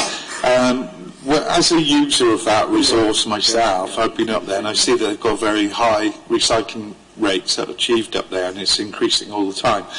I've noticed a lot of other users that are pretty good, and they tend to bring in a variety of things for recycling, anything from sort of mattresses to bits of wood, electrical appliances, and garden waste. I wanted to get a feel for the scale of how much, because you're talking specifically now about what's being dumped as general household waste in a black bag. Did that rise significantly after the introduction of the skinny bins? Is there peak times for this, i.e. Christmas, for example, where people are looking to dispose of wrapping paper and all the rest of it, packaging, and has there been analysis undertaken of what's actually in those bags discreetly, without the residents obviously knowing, at this stage, because they don't. This has not been publicised, so they probably don't want you to announce to all and sundry that you're going to inspect the contents of their bag until we decide to adopt this as a formal procedure. And the other concern I've got around this is if there are repeat offenders, at what stage does advice suddenly turn into enforcement? Yeah. And that's the potentially contentious issue, and whether there's anything additional feedback you can give us in terms of how other authorities have potentially dealt with that. Yes, Chair, thank you very much. You mentioned the 11 other authorities that are taking part. Could you give us an example of how long they've been doing it? But the main question I wanted to ask was there any instance of fly tipping when this new procedure was put in place? A range of stuff, it's all on the same subject, so over to you, please. I'll try and cover everything. I'll try and cover, some of them will be covered at the same time, some of them won't be. Start with the end, because it's easier, I can remember that one. The Vale of Glamorgan, I think, was the, not Vale of Glamorgan, sorry, RCT. RCT, I think, were the first ones, and that was 3 years ago. A number of them, authorities have done it over the last couple of years, 2 years ago, but the vast majority of the 11 have been done in the last year, and it is deliberately, because we all know we have to achieve the 64%. Yeah. With regards to fly tipping, all the authorities we've gone to haven't experienced any problem with fly tipping. Something you didn't quite ask, but I will sort of link into it. One of the experiences from all of the sites is the number of visitors visiting the site drops off significantly. So what happens is, because people then sort the material at home rather than coming into the site, the number of visitors coming to the site significantly drops. Yeah. There is one effect that does actually happen, and that is where local authorities introduce these schemes, some residents will drive to the next nearest place they can go to without being challenged. So currently, a number of residents drive to Llanfoist in particular and take their waste there. But they won't be able to do that from April because they're bringing in a permit because they're trying to restrict that. Where they will be going is they'll be coming to us if we didn't have a system in place. So that would increase significantly the disposal. There is a bit of a race within Wales not to be the last one to do something. They could also go to Newport because Newport haven't got any restrictions, as I believe, at the moment. But yet, exactly. But a number of other authorities, in addition to the 11, are looking to do the same as we're doing and looking to get it done within the next 3, 4, 5 months. So it's all happening quite quickly. With regards to what's in the bags, yes. So we haven't gone through the bags specifically at the Household Waste Recycling Centre ourselves, but the fact that this process has been rolled out elsewhere has given an indication of what sort of materials in particular have been removed from the bags when it's been introduced. It's full of recycling. It's consistent with the compositional analysis that was done in October, November, I made reference to earlier, which is 50% of the contents of bags tend to be the stuff you collect at the curbside. There is 8%, smaller amount, but there is 8% which you could recycle at the Household Waste Recycling Centre, rubble, all that sort of stuff. So yeah, you're quite right. We would challenge everybody. So we will be challenging. But there may be a situation where at that particular time, as you say, rubble and mixed materials that can't be separated and that for purely household waste, for the stuff that you would think in rubble terms. But for the cans and bottles and paper, they can easily be removed and sorted at that particular moment in time. What happens with regards to when things escalate? Talking to the other authorities, everybody does things differently. But one of the things that they all highlight is it doesn't escalate very often at all. More often there'll be a potential issue on the site with regards to somebody not being happy. It may well be escalated through the complaints process to members, but they very quickly change their behaviour and identify that they're going to have to sort through the material. The site isn't supposed to be taking non-recycled material of that nature, cans and bottles and stuff you can sort at the curbside. You're right, it did increase when we rolled out skinny bins. And that was because some people took the opportunity to go, I'm not recycling at the curbside, I'm just going to bring it down to the House of Waste Recycling Centre and just dump it there. This is about behaviour change, and the important thing is that face-to-face discussion at that site. And this is linking back to the sensitive waste element, really. What's really important is to have that face-to-face, have it courteous and friendly, explain to people why it's been done, explain how we can help and assist the resident, highlight the fact that recycling services we've got at the curbside and how they work. And it's through that engagement and talking that the vast majority of people do work and do actually comply with that process. The people who may well find it, you know, they'd be aggressive, they might have issues with regards to the service, they might storm off and drive away.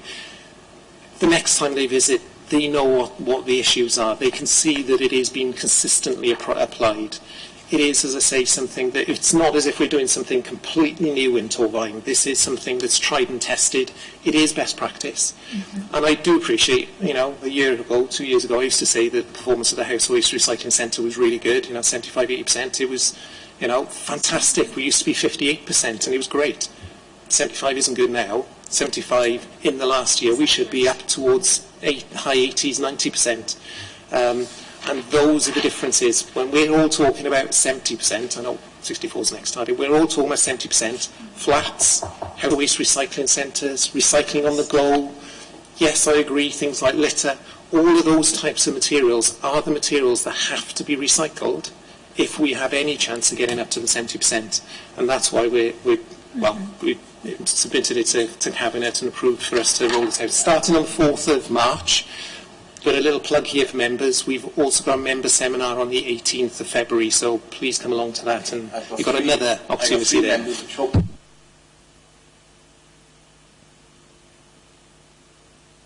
Yes, thanks, Chair. I'd like to stay on that for a second. Let's pretend I'm a very polite man, and I turn up with a bag of waste. Let's also pretend that I'm a avid drug user, and you say to me, what's in the bag, is it all? And I say to you, yeah, it's fine. I hand it over. What happens from there? You wouldn't be handing it over to us, you'd be sorting it yourself. So we'd be directing you to, if you know, it's clearly, they can hear it jangling, you can see there's paper or textiles. There's a lot of textiles actually in the bags that tend to be thrown away. That's one of the what if I had some needles and I was hiding them in some way? How sure are you that that's going to be discovered without someone accidentally picking that up and then getting pricked? The only person picking it up would be yourself. It would just be me, yeah? Yes, it would. Thank you, Chair. Going back to the other 11 authorities, you pointed out that there was less frequent visits to the centres after the new process was in place. So is there any evidence that their recycling targets improved after that? Yes, so the reduction in the amount of residual waste, that's the black bag waste that's in the skips, drops by about 90%. So that's the best performing that we've actually seen. But generally these, yeah, well, it's 70-80% they can actually identify at that location. However, what's important to remember is some of that waste will come back to the curbside. So you can't just look at it in isolation. So whilst, yes, there's a significant improvement at the House of Waste Recycling Centre, some of that material will end up in the purple litter bin. And by looking at what those authorities have done and where they've achieved across the board, it's about 50% is a reduction on the tonnages that would have gone to the House of Waste Recycling Centre. I also just think it's really important. This is a really good time for us to do this. By doing this in the HWRC now, our vehicle review, as you can see from the action plan and containers, has to begin this year. We need to factor this displacement of the material from the HWRC back to the curbside in our replanning for the new vehicles and containers of the future. So it's the perfect time. You know, there are some councils who might have done their curbside provision and then done the HWRC changes and then have to do a bit of remodelling. So we're sequencing it in the right in the right direction. It's really important, you know, this is stuff that people can recycle at curbside. Yes, Councillor Bevan, you are right, waste did go up at HWRCs as a result of Skinny Bin. It was never to the full quantum that was on the curbside before, because the overall amount was always less. But what we're now doing is it went from curbside to the HWRCs, we're now clawing it back to the curbside. So there's this constant sort of like relationship. It's another nudge of the residents just to keep on taking a bit more out of the out of the black bags. Yeah, I mean, I'm not disputing that, but we have also seen a rise in fly tipping as well. I know it's not your department, it's another area, but that is part of the general waste thing. But it's good that that has been the case. What I was trying to get at with this is, you answered a question earlier, and it basically seems to be, from what you've said, that the people that are disposing of general household waste at the recycling centre are the diehards who do not want to recycle. If 50% of what's in those bags is recyclable material, what further analysis has been undertaken into the reasons why they persist with those behaviours? If it's educational, is it perhaps that they're from larger families and they might be entitled to a secondary bin and they're not aware of that if they've got 6 members of the family? Is it that they just absolutely point blank refuse to recycle? Because if that's the mindset that we're trying to get around by education, although you're saying that there is evidence that to support that this has had a significant impact in other neighbouring authorities, if you get someone who's just die-hard, and so, it doesn't matter how polite the operative is and says, please can we take the time to review what's in your bag, the guy goes, absolutely no way, I'm not interested, it's your blinking job, chucks the bag, then you're not going to engage with that type of person anyway. So I'm wondering how effective it's going to be from neighbouring authorities, because you're always going to get an element that are just going to refuse to cooperate. There always will be, and that's part of the frustration and difficulty with trying to get people to engage. The 50%, if I just put it a little bit into context, the 50% of material inside the black bags are recyclable material. We have over 90 or around about 90% of people at the curbside recycle. And they are, to be fair, they are doing a good job at participating on recycling, but they're not recycling everything. So it's not just the diehards that are bringing the material, it's people who are bringing material but not realising that they can recycle some of the material at home. So part of this one-to-one at the House of Waste Recycling Centre isn't just about sort of changing the behaviour of diehards, it's actually an education and an awareness of what you can recycle at the curbside. So people, for example, might be putting food trays into their black bags and bringing it down, not realising you can recycle food trays or foil or some other materials. So it's a case of, there's a big element of education as that's part of that challenge. I agree with you, there will always be some people who will not want to recycle at all, and they will not be interested in recycling at any stage, no matter what we do. And unfortunately, eventually, that's where that enforcement element kicks in. This isn't just a House of Waste Recycling, this is right across the board. And that's why we have that tool available to local authorities and ourselves. And some local authorities have already gone down that route with regards to people who are not participating in recycling. We haven't. And what we're trying to do is that's the reason, it's the engagement first is first on that list. That's what we're trying to do, and this one-to-one at the House of Waste Recycling Centre is part of our starting part of that approach of having that one-to-one engagement rather than going back to it, leaflets or just telling people we've got recycling boxes, put everything in here, just follow the leaflet. That one-to-one is intended to try and change some of the behaviours and educate people a bit better. Supplementary, or just a point really, when we had the all-member cross-cutting committee the other day, one of the comments was, because this was something that was discussed in terms of the plans going forward, in terms of potential enforcement, the view was that it should either be taken in-house or perhaps dealt with by the operatives at the waste recycling centre. I think there was consensus that it should not be given to Kingdom enforcement, given the issues that have been highlighted with Kingdom. Bringing that up here, but we're going to pick up on we'll pick up in enforcement in a minute. We've got a separate section on that, so I'm going to move it on now.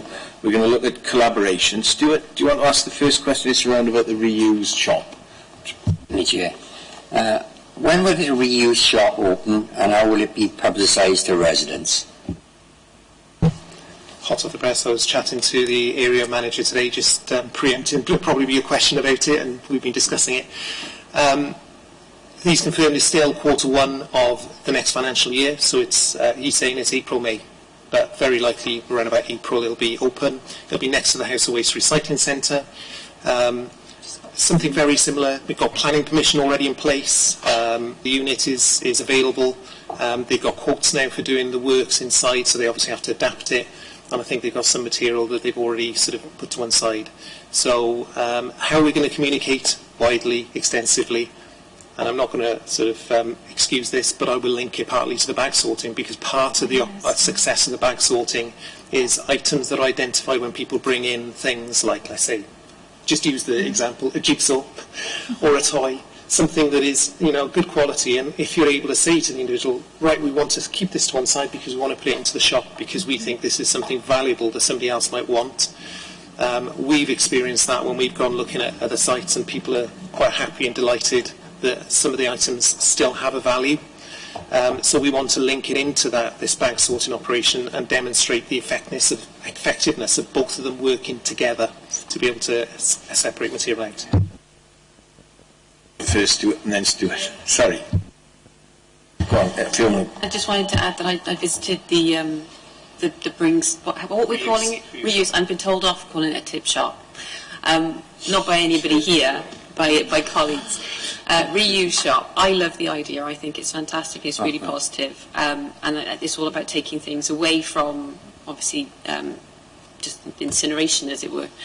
But the one that I saw in Swansea was really well organised, and there were opportunities there to be able to promote more than just the reusing. So, for example, say that it could be track. They were looking to home somebody that's been made homeless and they've got a new home. It could be packages made up of TVs and other items that a first-time homeowner might need, or someone who has nothing, or with RSLs as well. So there are some real exciting opportunities there too, I think. I think Cullen knows what I'm going to ask now. Have you got room in there to put those damn great Arctics full of green waste, recycled green waste in there? Because that is the real question. I think most of the allotmenters and gardeners in the borough want to know, because you've had a problem with it. We'd love it back, please. Because I'm fed up with looking at Charles Downing using RX waste down in Somerset. Okay. Do you want to bring your question in, and then Norma, and then back to Kennan? Yes, thank you, Chair. It's a supplementary question. I welcome the reuse centre. I think it's a good thing, and I think people will use it. People that are on low incomes and Track 2 may use it. I think it's a very good idea. But how will we manage the part, and you referred to electrical goods, Fiona? I mean, would they have to be PAT tested? Similar thing with furniture. They would have to be fire retardant material in there. We've got that under control as well, have we? Yeah. First, please. It was the exact same question. I wanted to know about electrical things and furniture that has to have fire retard, you know. Yes. No, the point is, it's very similar to what happens in Circulate at the moment. The only items, furniture, you can actually have are things with labels, and the electrical items have to go through PAT testing. It's a core part. When somebody's selling goods, you have to comply with all the legislation to do with it. So they cannot sell material that they've got, well, it's probably all right. That's not the way that it's a professional approach. The organisation that we're working with is our House of Waste Recycling Centre partner. It was part of the contract. When we awarded the contract to them, they had to set it up. They're working with their community group partner, which is Envis, who has set these up elsewhere for FCC. And together, they're going to work with our existing Track 2, as mentioned, Circulate. We will work with our employability teams as well. So the point is, it's going to become a Torfaen one. So the setup will be assisting so that we get it right. You know, we're not all learning from scratch. You know, somebody's setting up knowing what they're doing. And then we'll be looking to expand it internally with regard Torfaen. Sorry, one thing, you're talking specifically about composting, compost material. It won't be anything to do with the reuse shop. The reuse shop is about goods that come into the House of Waste Recycling Centre. Yeah, with regards to compost, we're keen. We have the ability to get some compost. It would need to be bagged. We wouldn't be able to get loose compost. We haven't got any facilities or space in Torfaen. We haven't got any location. We've obviously approached people in the past about whether or not there's any abilities for storage of it. But with regards to bags of compost, that's something we're still keen to be able to offer. I make the point because it goes out of this borough and it's not sustainable and the well-being of future generations. I made this point. I know your limitations, it's the size of the vehicles, but we still need to do it because at the moment we're looking at the community farm. That's one of the major sources of manure. We need the green compost back because what goes out should come back under that, and it's a very big issue. Yeah, be very brief, Chair. I wanted to ask you about the, and it's good to see in the report that any monies that comes out of this will come back to the service area. That's very good.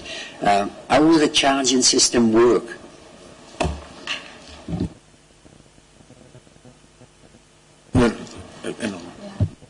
I was wondering whether you'd have clothing there. I know you already collect clothing, but when you start something like this, people might think, oh, you know, I'll take clothes. Will you take clothing and bedding and stuff? Most current answers, no, so I'm going to bring David in to ask a question about income.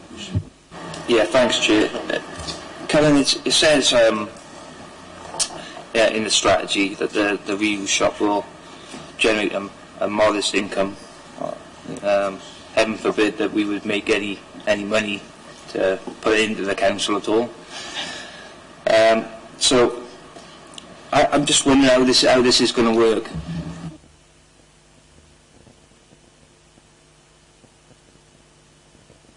Question from Councillor. Right, okay. Clothing, yes, in the sense of the whole point of a reuse shop is anything that is identified as being something that has a potential resale value, they would be utilising it there. So there'd be things like clothes rails or whatever it might be. Yeah, there's bikes and there'll be all sorts. We've been and looked at them. Some of you may have been to other reuse shops elsewhere. Obviously, Circulate, you know, it'll have outlets for a variety of materials. How the charging system works, and I suppose the income, I'll link them two together. How the charging system works, I'll only use the experience that Councillor Cross and myself dealt with. There are different ways of how you actually price it. Think of a charity shop. A charity shop is a professional organisation. It's not just there to throw things away and give people things for nothing. It's mistakes that other sites have done, whereby they've devalued the value of the materials that are actually being sold and selling it far too cheaply. I think it was highlighted to us that car boot sale people, for example, will very quickly come and take away all the best bits at a very discounted rate. We're aware of all of those issues. I'm not a salesperson in the sense of I've never worked in retail. I don't know it. The people who are going to be running this facility is FCC with Envis. They have experience of working in this field. Lo and behold, asking me how much a value for something might be. So it won't be a modest income, and they'll make a decent amount of money. So they will set the prices. The amount of money, amount of sales that they will do, they've got a business plan that they pulled forward. We have a profit share as an authority, so we will receive a significant chunk of the profit. But these activities don't generate a large profit. Circulate, for example, we subsidise, so we don't make any money out of their reuse facility and their model. However, reuse shops elsewhere within Wales, the model is built with the way that we're introducing, do generate a small amount, a few £1,000s per year. It's not a big money revenue stream, but it is sufficient to be able to help us invest in other activities within the service. Part of the reason we've done it the way we've done it is to encourage the commercial sector to be able to incentivise them a little bit to make sure that it's in their interest to make more money, because they'll make money as well as ourselves. I think just one important aspect with any sort of the reuse activity, it is one of the few areas within the waste hierarchy where we're able to do some wider social and community outcomes, where we can do working with ex-offenders in terms of giving them work experience. It gives people who who are disabled, who might not be able to hold down a permanent substantive role, an outlet for volunteering and outreach. It's the reuse sector is renowned for that social clause. We'll be working very closely with Envis and linking them up with the employability teams within the council in terms of people getting back into work after sickness or health or redundancy or redeployment, and we're able to use that as a vehicle to hit those multiple outcomes as well as the financial. We can't do that so much on the recycling side where it's commercial, we're getting the best price or for some of the waste contracts. So it is, it is a holistic strategy, and one which, we're very, very keen to get off the ground. I do think, since there's so much interest here, probably we need to book in another member seminar, I think, for this particular item. I'm a fully fledged allotment Dale boy when it comes to stuff like this, as you probably get. Yeah, what I will say is the other aspect of this, which again there is a commercial sector where there is the reclamation, and I don't know whether your lot are going to be doing timber, but there is a lot of stuff out there. I mean, the guy down Polo Ground's good at it, but I suspect looking down that yard, there's always timber down there, pallets, probably old greenhouses. There's a lot of stuff in there which I look on as valuable. Whether they're going to be redoing that, because Circulate do it as well, and there's a lot of stuff in there that gardeners will love. Probably old greenhouses, sheds, and the rest of it, some of which can be reclaimed. There's a heck of a lot of stuff. I remember the days when I used to do it in the past. We could do anything with lorry engines right down to that. There's a lot of stuff repurposing, which is not clothes and all the nice little things. And they can have a yard, by the way. In a sense, no, but in another way, yes. They're attached to the House Waste Recycling Centre, so effectively the yard is the existing site. Well, that stuff like I've mentioned, and that will be repurposed as well with it. Not wood. The difficulty with wood, the moment you remove, if you like, the high quality wood from the material stream, nobody will take the rest of the wood. So currently we're able to recycle the wood because partly there's value to it. Yeah. When you remove that material, there is no outlet for that wood at all. Where does it go? It goes to Kronospan and Norboard, which use the material within construction. Oh. Yeah, thank you.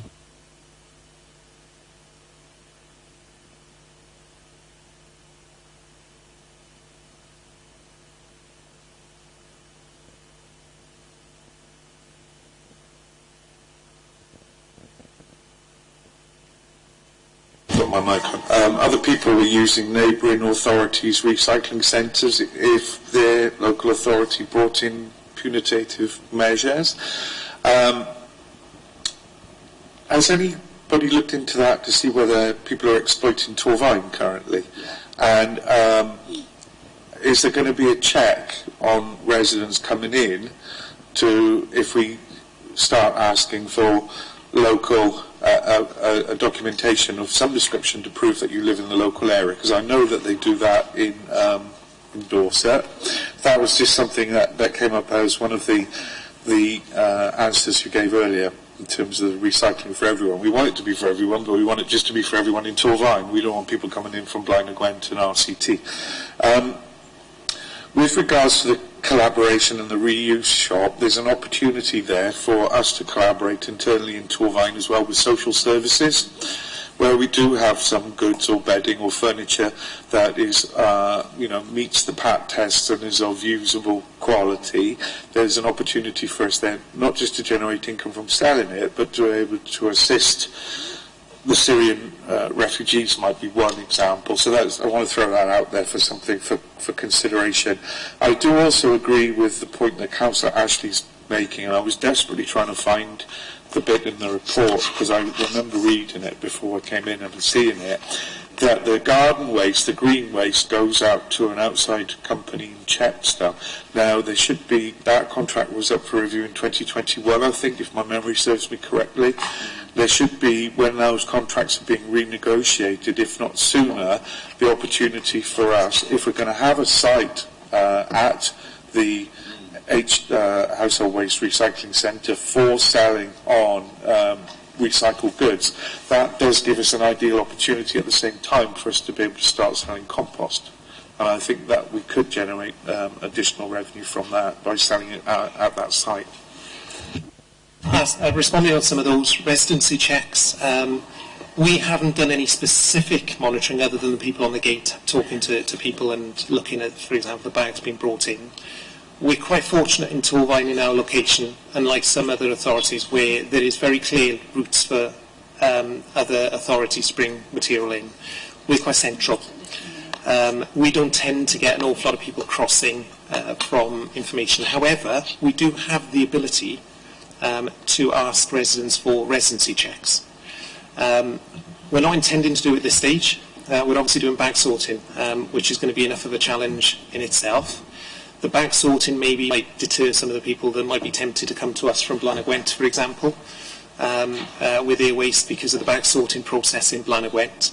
But we do have it as a tool if we were exploited by people. It's already part of the policy that we have.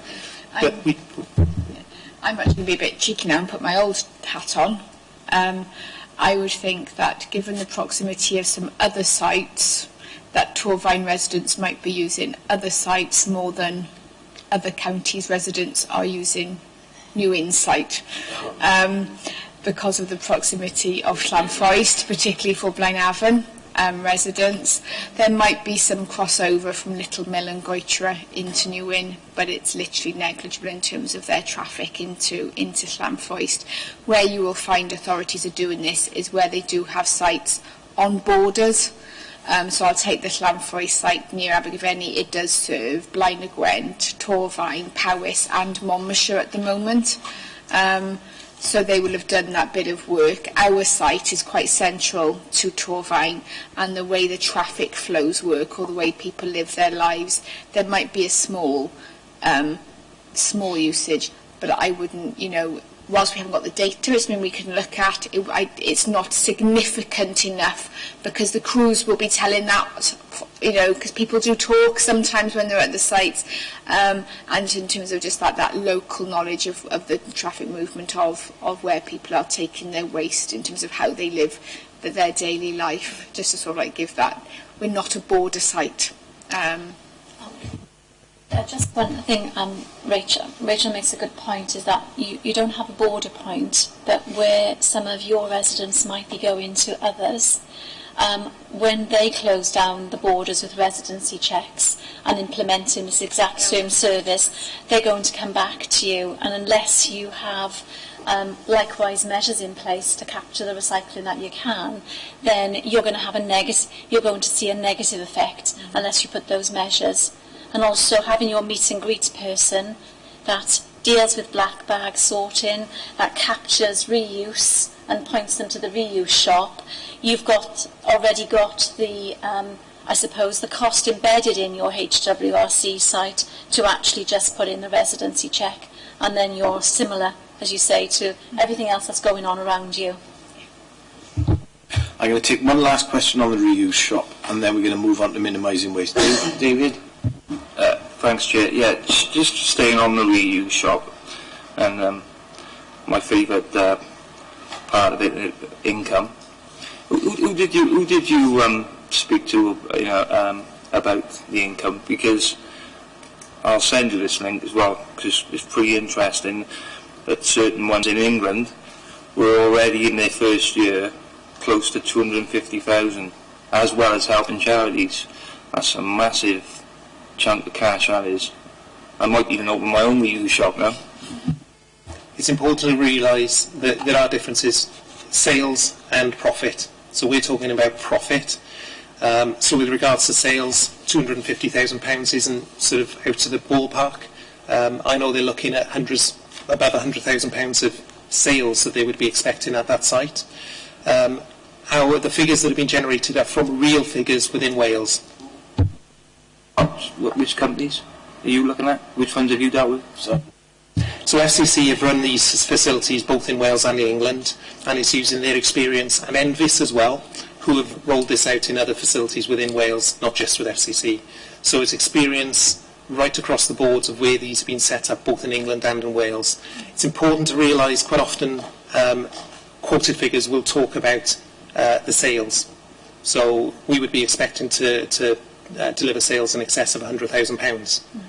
But the profit is not so great, but in the sense of, obviously there's a return between all the various partners.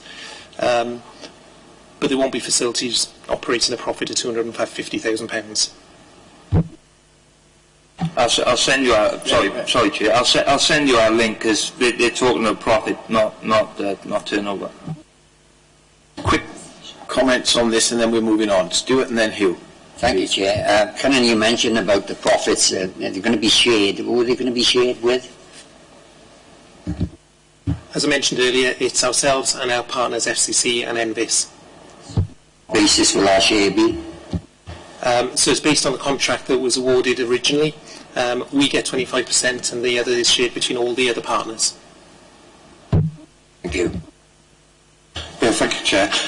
Is the company currently operating not far from the recycling waste centre in Newin, and it's actually called Torvine Recycling, and they do building materials like window frames, because I've bought some from there in the past. I assumed that was actually part of Torvine County Borough Council. Are you saying that we've got no connection with that establishment whatsoever? Because if that's the case, there's a further opportunity for us not just to recycle, as we mentioned, furniture and electrical goods, but things like UPVC window frames, for example, because they are being sold at that place opposite the recycling centre in Newin, as albeit second-hand used. We already recycle window frames and stuff at the site. FCC, because they manage any waste that's brought onto the site, they are responsible for, and they sell those materials, and we receive an income as a result of that. Minimising waste. I'm going to ask the first question, which is about plastic, and then I'm going to bring Alan in to ask the question around the 27% reduction in waste. That's just to give you a forewarning.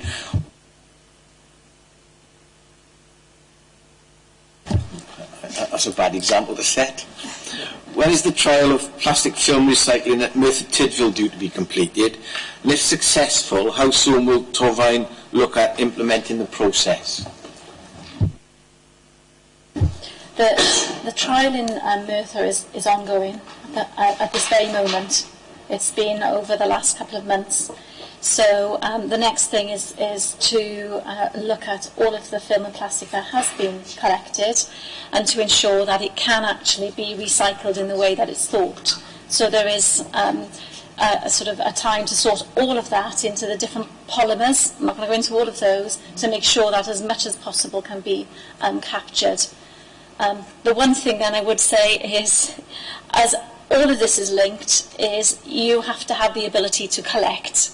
And so your review of your fleet and the ability that allows you to add additional materials will go hand in hand. But if this is a positive outcome, then obviously it's another justification for your investment in a new fleet that would allow you to do that. So we're just it's all of those things in sequence at the moment. I just think, if I could also add to that, Chair, we're really keen for this.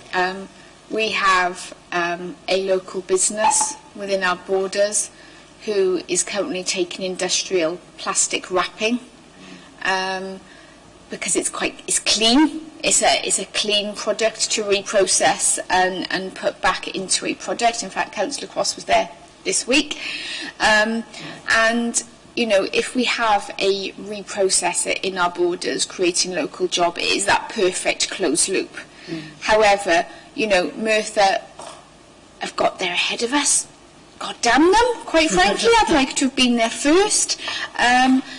But the household plastic is far more complicated than industrial plastic, because unfortunately, you know, 99% of people will do exactly as we want them to, but any contamination or tomato ketchup on it or baked beans or whatever it may be, we need to understand what is in the household plastic film before we can then put it in there. I know the company are really keen to do some pilot work with some schools up in Blaenavon, and we're keen to support that. We've approached RAP to say, can we be the next one, working with a local processor as well, because it's just something, we know it's so frustrating for people, you know, the cling film, the wrapping, the plastic bags, the bread wrapper, all of that sort of deal. We just know people would like to get. It's not huge quantum in scale, in tonnage potentially, but it's such a hugely powerful one to help people on that journey. So I just wanted to give that bit of extra context.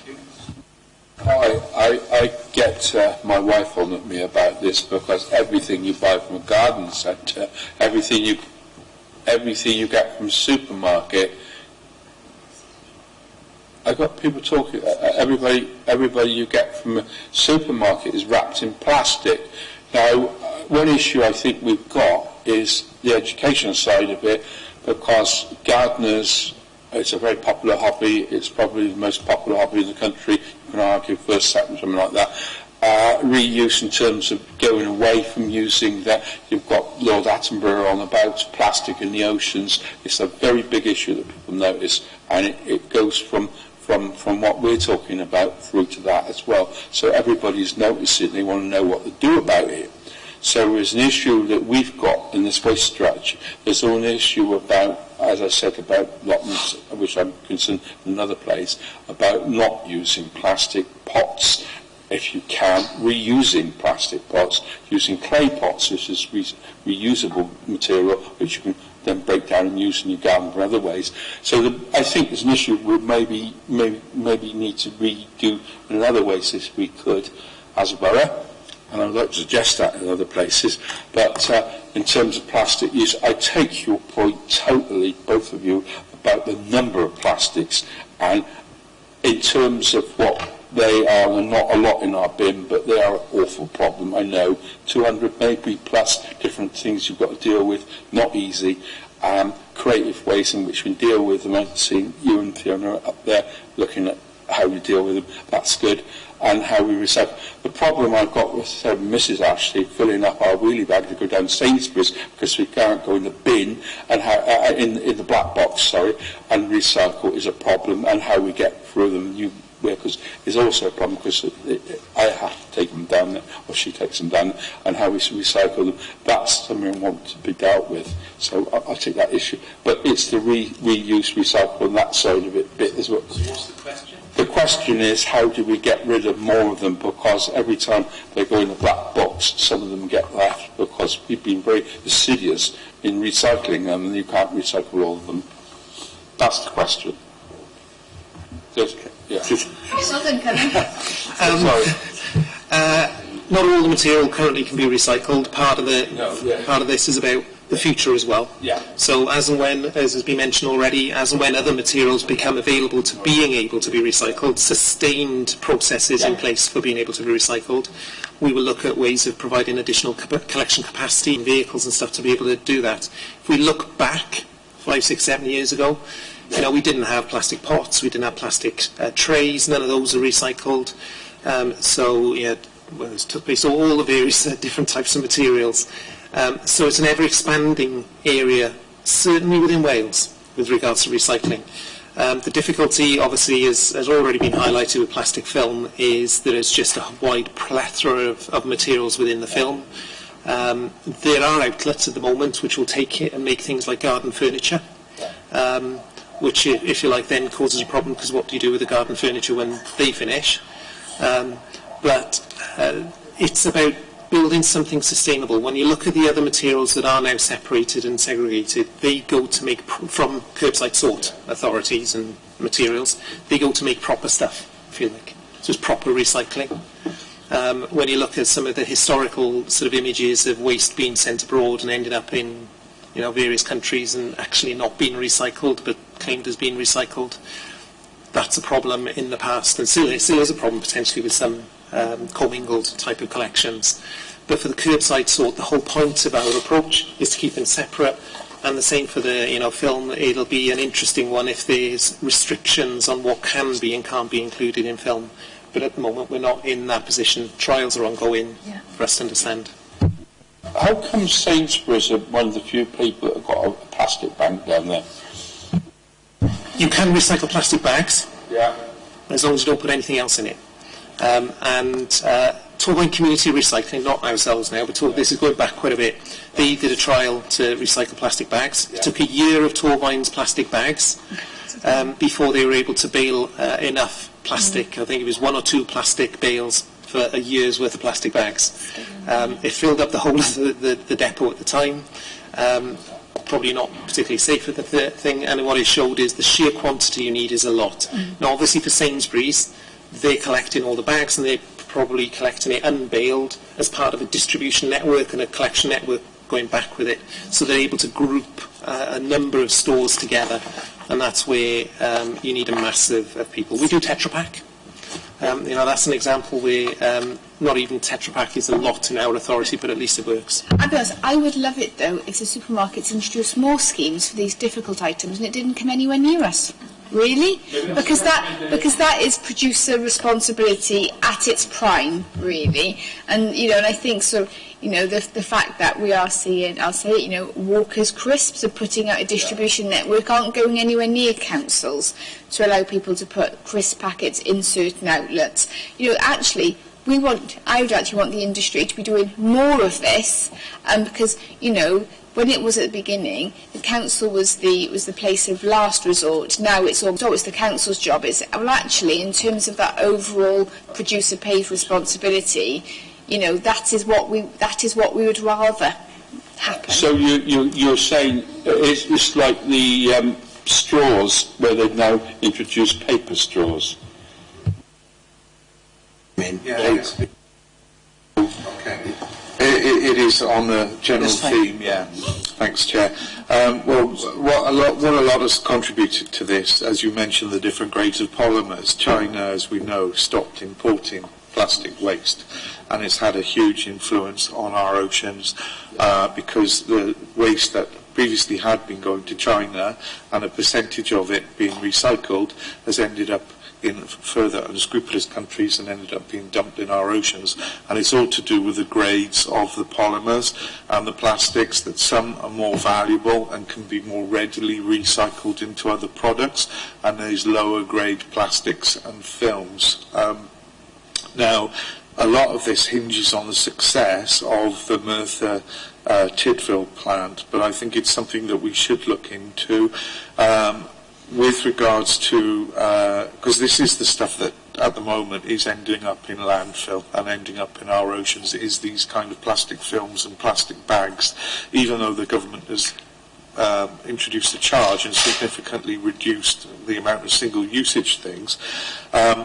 Interestingly enough, if we are going to look at the possibility of taking on trade waste, I was watching Countryfile recently, and farmers throughout the country are having a problem with the plastics that they use for wrapping hay bales, and they use a large amount of plastics for putting these giant round hay bales and keeping them dry. And they're having a problem because the people that historically used to come and collect those from the farmers have ceased to do so. So that might be something worth looking at as part of the scope, to see whether something could be done to help farmers, to whether that kind of grade of plastic, and according to the farmer that was interviewed, he believed that yes, it was able to be recycled. So that would be something else to consider as part of the trade strategies, whether we can assist farmers in picking up that kind of waste. Obviously something like that would have to be taken into consideration when we were acquiring the new fleet of vehicles to make sure they were suitable.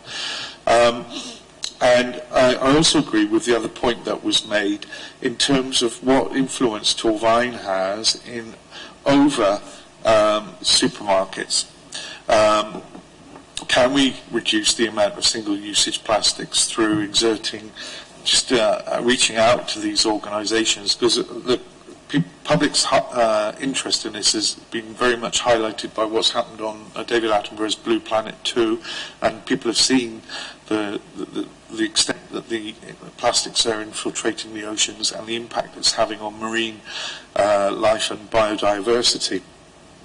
Years ago, as a boy, I can remember we used to have the pop delivered in bottles by a man on a lorry once a week. But as young boys, we used to go out looking for these bottles because there was 2.5 pence back on every one. So we would find these, and next week we would get our 2.5 pence back. So it's what influence we've got as County Borough Council to request organisations like the supermarkets to think about using more greener recycled packaging.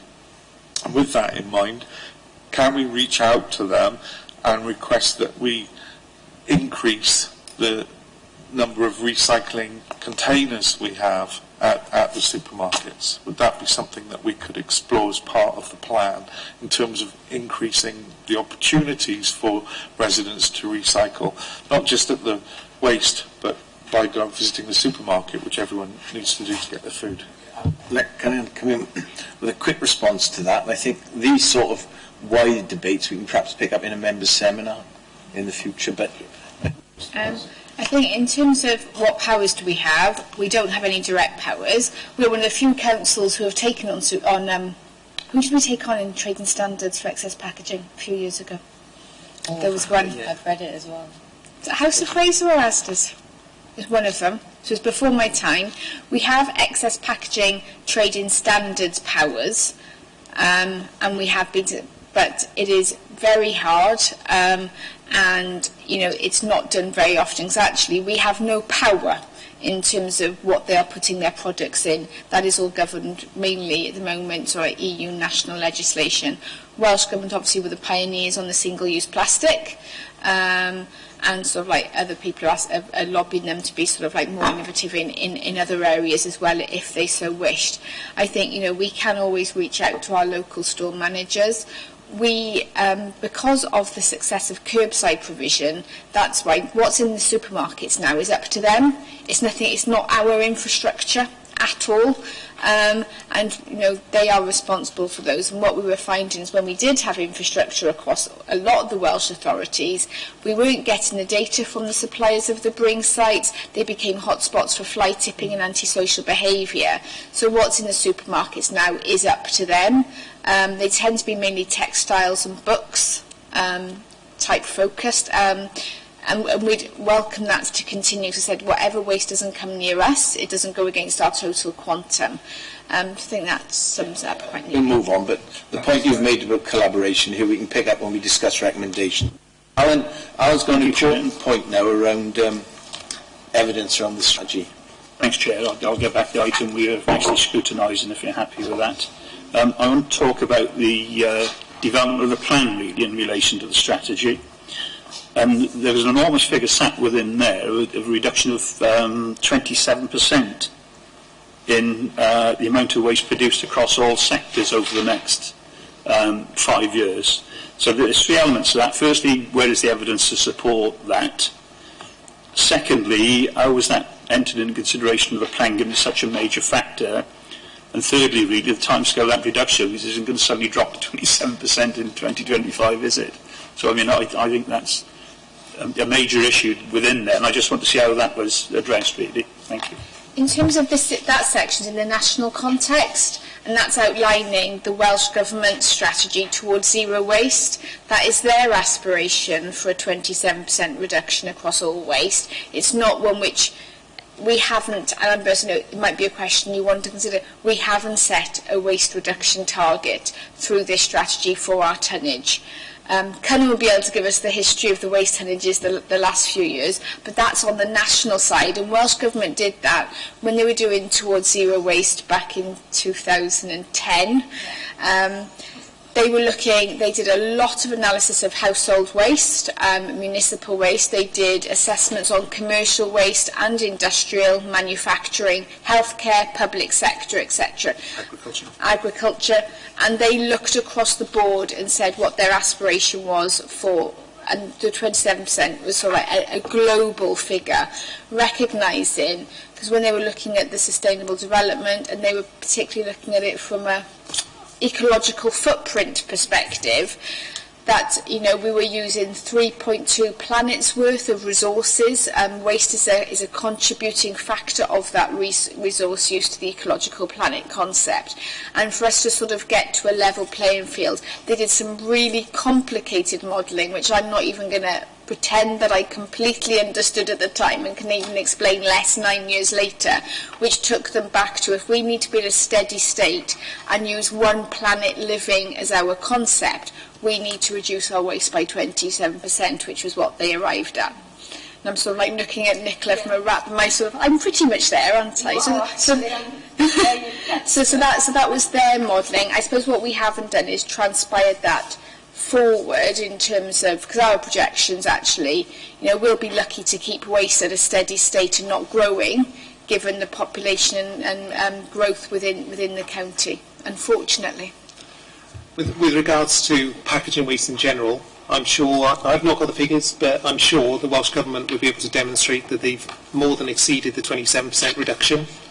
And it's crazy, you know, when you think about it. The reason that they've been able to do that, the people, the businesses, the organisations that produce the plastic packaging and the cardboard packaging, glass and cans and all the other packaging, in order for them to try and hit their targets, because they've got their own targets, they make their products a little bit thinner. Or they make it out to pouches instead of plastic or whatever, so therefore the weight has reduced. The frustration for us is some of those materials, especially the pouches, the material goes from a recyclable stream to something that cannot be recycled. So sometimes there are changes that are being put in place with some, you know, best intentions. By having a reduction in the materials, they become less recyclable. Okay, just an observation. Can we stay on the... Yeah, on that. Just as a side, thanks for that answer, which is comprehensive, but I take it we actually forecast what levels or tonnages of waste we're going to have over this period. Yeah, sure. Yeah, and it's not a 27% reduction, because that isn't specific for us. Alan, can we turn over now to Objective 5 continuous improvement? And I know this was an area that you were particularly interested in, so do you want to carry on with this discussion by asking the next question, please? Thank you, Chair. How do you intend sharing progress reports on the action plan with the public to show what you measure and what outcomes you're hoping to achieve through the strategy? And perhaps I can go on with the second part of that. This is a bit longer. You know I disagree with the strategy's vision. I've said about that, but let's just take that as read a minute. It actually indicates that customers are at the centre of the whole thing. But if you look at the monitoring table within that document, which is page 70 of the document I have, it only gives medium priority to customer and community related actions. If you look at all the customer and community related actions, it's medium, everything else is a high priority. If we put them at the centre of that, why is that only a medium priority and the others are all high? I mean, there's not a low, there's not anything else, it's all high, customer facing ones are low. If they're at the centre, surely they're high priority in knowing what they think, what the measure is. Yeah, fair point. It wasn't, obviously it's not low, it's a lower, so it's medium, that was on there. It was an opportunity to pull together as many things as possible that we could. I suppose the medium was only identified because there's a lot of work for us to get to before we're in a position to actually engage with the organisation. I suppose they may well actually require a separate line. It's identifying the community groups we need to engage with first. That's a high priority. And then in time, because this is a snapshot today, this isn't about the future. As we move forward, it becomes a higher priority because we've suddenly got people we can engage with. But it's an urgent issue. In terms of setting those the mediums as well, there's also the whole regular customer satisfaction and the public surveys that are featured in there. So it was that that was recognised as a wider requirement. This was, when we put it together, it was just on the sort of small waste element of the wider surveys. So, I don't know. It was as complementary to other actions, as other measures. Yeah, my view is I think that should be central to if we develop in and sorry, if exactly where. Sorry, I'd just like to say thank you. This is why I love scrutiny. I didn't spot that little detail, and you're absolutely right. It should be the centre, and the customer experience is very important to us. So, to reassure you that it will be something that we take back. It's probably something we'll make a recommendation about as well. Chair, the section is headed continuous improvement, and within the report as well, by the Welsh Government objectives, it says towards zero waste. But it's clear from the answer you gave earlier, we're never actually going to get to a zero waste position with current manufacturing processes continuing, i.e. these food single-use items which are of low-grade polymers that are not deemed to be attractive to those companies that want to participate in plastic recycling.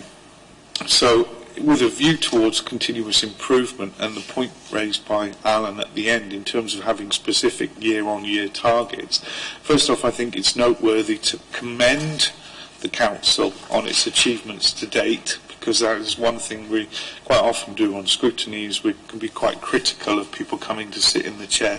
But I think it's awesome, and I don't use that word very often, that we have managed to achieve the targets that we have. So there's a big thank you to the executive and all the officers and staff involved in achieving this. And Alan mentioned the recycling rates in England, and no, it wasn't Westminster Borough that I resided in, but the recycling rates in England were below 50%. So for us to have got to the stage that we have in Wales is an enormous achievement, to be the second best country in the world for recycling. So, you know, bravo and well done. But to get to, and I'm delighted, by the way, that we have already achieved a target that was set for another 5 years hence in terms of percentage that's sent to the landfill.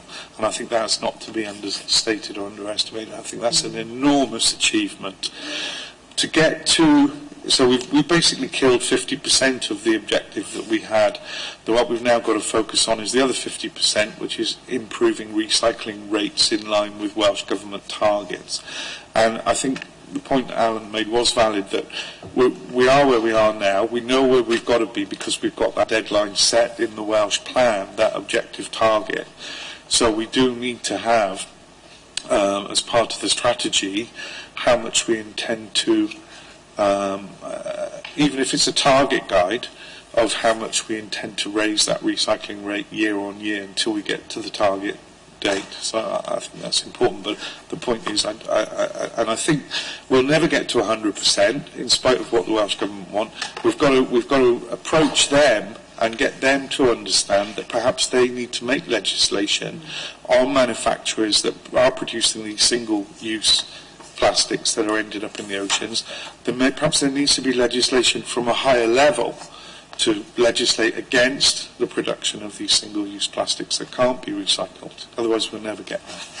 Can we, Alan, do you want to come back, because I don't think your first question. Yes, Chair. If I can return to where I was making more returns than Roger Federer right now. It's just I haven't an answer really to my first part of the question. It's probably because I blathered on about the other bit. But it's how we intend sharing progress on the action plan with the public to show what we're measuring and the outcomes.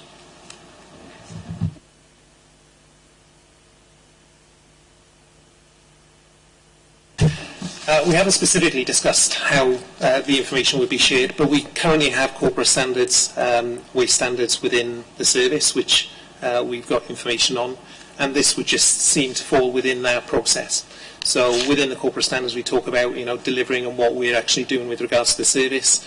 This would just be, this is initial thoughts, I suppose. It's just looking at bolting it on to part of that process. I also, as we sort of do one-off, it says in the plan, you know, we will be doing a lot more evaluation of communication activities, and it's then that feedback and that loop back.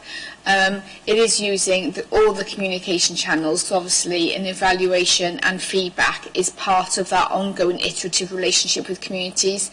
If we're doing something in an area, we need to feed back to them how it went, what's going to happen next, and that so if you look at the communication package, that practical approach, that constant feedback and that loop is sort of like built into it.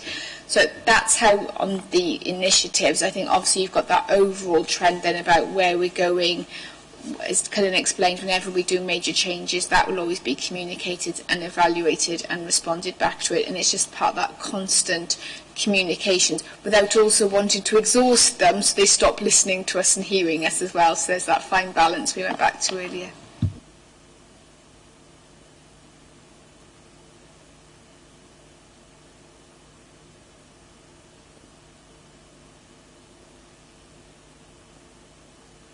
What is RAP's social norming toolkit and how does it work, please? I'm not the communication specialist, but what the social norming, and we've referred to some of the work that we've actually done through the computational analysis, is actually making sure that the messages are focused and relevant to specific social areas. It might be a street eventually when we get that sophisticated. It might be an estate. It might be a ward, so that you have messages that reinforce the positive of what's been done to encourage people to join and to encourage a change in behaviour rather than saying what isn't happening, saying what is. And so the social norming is really a specific measures to specific areas and the issues received in there. And that's a whole package that has been developed by RAP with and for Welsh Government. And what we're saying is the team is saying is that wherever those tools exist, then we will maximise those, not reinvent the wheel, but adopt it as best practice. To say, for example, if we knew we had a problem, I'm going to say, not of food waste, but another particular stream in an area, we've done some competition analysis, we found an area we weren't participating. We have some sophisticated tools now through the social norming toolkit, which will be a data analytics. And from best practice or research done by specialists in marketing and messaging, we'll be able to help us then develop more quickly the messages and communication tools and techniques to get into that particular demographic. We've also got our own internal mosaic system, which has been used quite extensively in Trefethin, which again is taking a whole suite of data to then give us predictive analytics to help us with sort of like developing comms. What would you actually then just go down there and do what we politicians do, which is old-fashioned knocking on the door and asking them why they're not doing it? It's as simple as that. I have had some experience in this, bearing in mind that I actually did the previous recycling, and obviously in the past having done. And I remember in the old days when we were very primitive about this, our form of social norming was just to go round and literally just ask people to do a survey. I suspect this is a very sophisticated version of that.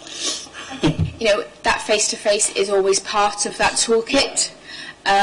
Quite often now, if people have got no cold calling zones up, and they don't want people knocking on their doors, we've got to be sensitive to that. The use of social media, and how we're using all of these tools. And this is almost as much finding out the why is really important. It's then the tools and techniques which may enable you to get that nudge quicker will form part of that as well. Let's quickly come back. We do actually, in a certain part of my ward, I won't say at the moment, we have actually got a community group, and what we find with that community group on issues like this, in fact you might be aware of that, actually the social media side is that we're probably more sophisticated about this even there, about asking about issues like this and other ones, certainly on issues, the favourite one was trolleys, and I know what you're talking about because we've gone down that way. We've gone down that way about other issues, which I suspect you're aware of, and certainly recycling is one issue. The black box issue is one of them. So I understand what you're talking about, and certainly in Trevethian and areas like, because I used to work up there as a community worker, so I understand this sort of technique does work, but it's about putting time in. It's community work techniques when you come down to it. Why aren't you doing it? Why, the why, what, when, where, and questions, and asking people why they would like to. It's positive reinforcement. So I think it's quite a commendable way of looking at it, to be honest.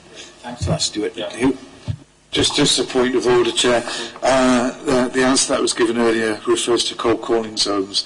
Just for clarification, any political organisation and religious organisation is actually exempted from any restrictions placed by cold calling zone requirements.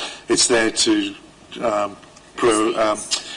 protect individuals on the doorstep from salesmen trying to doorstep sell them products, but political organisations and religious organisations are not impacted by the legislation, so it's not a barrier to doing that. Thanks for that, Hugh.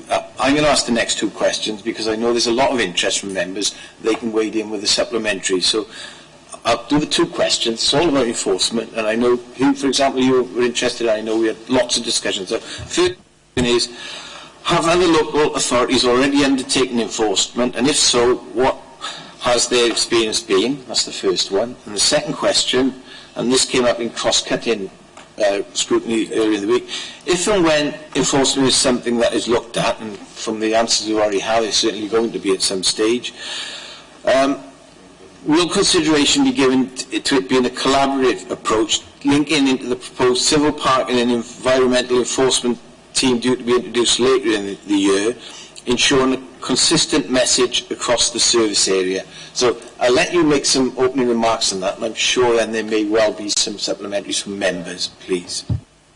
I'll answer the last one, you can answer the first one. Is that okay? In terms of obviously it's come into safer scrutiny, the creation of the business case for an in-house environmental civil parking enforcement service. Currently looked at the existing suite of environmental enforcement powers we currently enforce on, not waste. I remember last year when we were sitting on the table looking at, we discussed waste enforcement at length. It's not something we currently do. If you remember, we had a debate about it would always be the act of last resort, not the act of first resort. And as you can see, the communications package, which is as part of this strategy, confirms that commitment. I do think, however, if it is an avenue where eventually we need to get to eke out that last, to get sort of like that norming behaviour as part of our strategy, then, as soon as we have an in-house service, it would look really stupid for us to look elsewhere to set something up. We can delegate existing waste education officers to be part of that enforcement regime. That is normally the norm because they're the ones who've done that doorstepping. But I think you can reassure members that we would be looking at the in-house model to complement it if we go down this path. I'll now let Cullen answer the question on the experience for the councils.